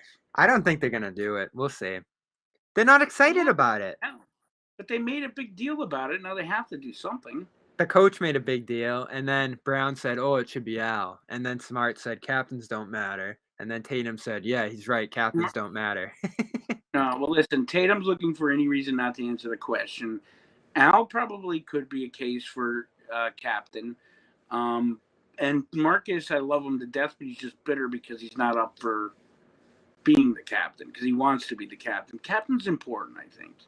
I mean, I think what we've seen in the Stevens era, it was the first time I saw no captain, and it was kind of like they said we're gonna have 2 captains. Who is it? I know. Tatum and Brown. Yes. And but they just didn't embrace it. All they had to do was say it'd be a great honor. That's all they had to do. You know, Bobby, I'm shocked that you're saying this, but you're right. You might be right. Brown kind of said that. Tatum just didn't seem to want it at all. Because Tatum gives no indication whatsoever that that he even cares that he's a part of this franchise. He doesn't, dude. What does he do to make you think that? The only thing he did was sign that 5-year deal, but there's so many millions of dollars involved there that you don't even know. Like, and I could be totally wrong, but he doesn't do, from a fan, not media, from a fan perspective, Tatum doesn't do anything to reassure me that he buys into the Celtics way, which is the mystique, the history, and bringing the culture and winning above everything. For now, I'm okay with him getting better and better and better every year because eventually he'll reach a point where he's just too good. But that's good. But that's usually your motivation to get better and better and better every year is to build your legacy, and you build your legacy through winning. Every single thing on our list fed back to winning. I will say they don't get credit for 2020 because they blew up at the end, but that was a really good run. Hayward got hurt, and Tatum and Brown carried them. Something happened there in that with Marcus and all that. Something happened that still is unfinished business. And what you sent me on Kemba, that was like, shoo. Good preview for Wednesday. We are live in New York. Kemba versus the Celtics. He's going to score about 70 points. Get ready for cardiac because it's coming. I mean, I'm not that place is going to be rocking for his return. Oh, they're going to be so. You are so lucky. Like, you have gotten to see, in the short time you're doing this, such iconic games. Like, that Tatum game is the best. New York's been waiting for Kemba to put on a Knicks uniform for like 10 years. and his whole career. So, like, that's going to be absurd. Plus, it's MSG to begin with. Plus, they're pretty good. Plus, That's where he hit his Tibbs is iconic shot. Yeah, he hit that iconic shot there. I mean, MSG, that was all amazing. The Celtics will probably get killed. They'll definitely lose. Maybe not. I don't know. The Knicks aren't great. Can they go after Kemba? But can they put Tatum on some switches on Kemba and Fournier? That might work. But Kemba's going to score about 70. I mean, he is so mad. And like I was talking to a former player who said players get hurt when they're not wanted. And I think that Kemba sounded angry, but it was more like, I didn't even know I was being traded. It was like, and I don't know, did Ainge trade him or did Stevens? Stevens. Because it was a very Danny-esque, like we always say, we'd say Danny, players don't respect him because of this, that. It was a very Danny-esque thing to do because they lied and said that they spoke to him. I don't want to get into this. There's been a lot of inconsistencies and a lot of different things. I think Brad did it. Well, they say that it was a done deal when Dan. Remember, I was telling you that. I'm like, no, this was done during the first round. Like they knew that he had to go. They might have agreed. Might have been a joint decision. Well, clearly it wasn't, bro. Oh, well, you mean Danny and Brad? I think Danny and Brad agree on a lot more than we would like to say. I just think one of them had to go, and Danny was subtle the fall differences. Guy. Subtle differences, yeah. So you would know better than me now, but subtle. I don't know who's pulling the strings because there's a lot of like weird. I'd rather not comment on this right now. Hey, we have all season. We have all season. Yeah, let's see how the season plays out. What a list. What a list, and nothing. How many Celtics are on that list? Ooh, great question. I'll get back to you. Put in the article. Yeah, and you add up the Celtics and the Lakers. How many there are? Because that's obviously the obvious question. And then the other thing is what a list, and also the last 3 years of basketball has been full of drama and questioning and just so much weirdness. It's going to be effing great to see Madison Square Garden jammed on Wednesday. Know I got a guy there. And then when they get back here to Boston Garden, just knowing there's basketball in the city. Like tonight, I can see Fenway, the lights. Next weekend, we got Red Sox maybe wrapping up this series and the Celtics playing here at the Garden on Friday. So Red Sox 9-3. Oh my God! They're going to be 2 wins from the World Series. How much do you credit? How much do you credit Alex Cora? And speak of a coach, he's solidifying himself as the best coach in Red Sox history. I know the Yankees better than the Red Sox, but I can't disagree with you. In my time here, he is. His first year, he had the best record in Red Sox history, I think. Dude, and they were like a Cinderella team, too. They were not expected to be that amazing and to see the turnaround. But then also, or is it the enforcement of the stick'em rule with the pitchers, which is saving baseball? Because that saved the Red Sox. The pitchers were dominating early this year, and the Red Sox are an offensive team. You look at the games, and they're actually, take away the fact that it's fall, because we'd all watch anyway. And thank God they did that. I could not stand seeing the average hitter hit 220 and strike out a million times. Baseball has always thrived with the home run derby and with hitting. They want hitting. A pitcher's game is boring. A no-hitter's fine once in a while. Especially when it's no names throwing no-hitters. You know how many no-hitters there were early this year? Like 9.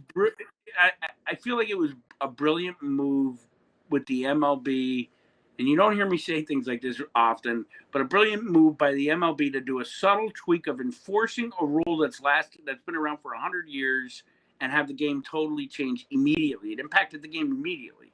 Hits. It was like Mickey Mantle and Roger Maris were back, Anyway, I got to go, bro. I love this Red Sox team, but great list. We will be talking throughout the season, I'm sure, in some occasional spots. Make sure you tune in tomorrow. I'm sure I'll be in the chat room for post games occasionally. I'm not gonna be around as much as I've been in previous seasons because we're friggin' between everything going. Just very busy, man. Today was crazy.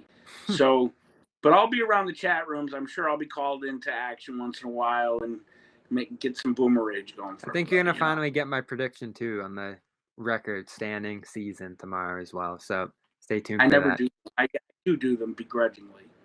I'm wondering if you have them winning 50 games. You'll see tomorrow. I'll see you tomorrow. See you, all right, buddy. Nick Gelso, everybody. See you, folks. Garden Report, Dome Theory. We will talk to you later this week, I believe.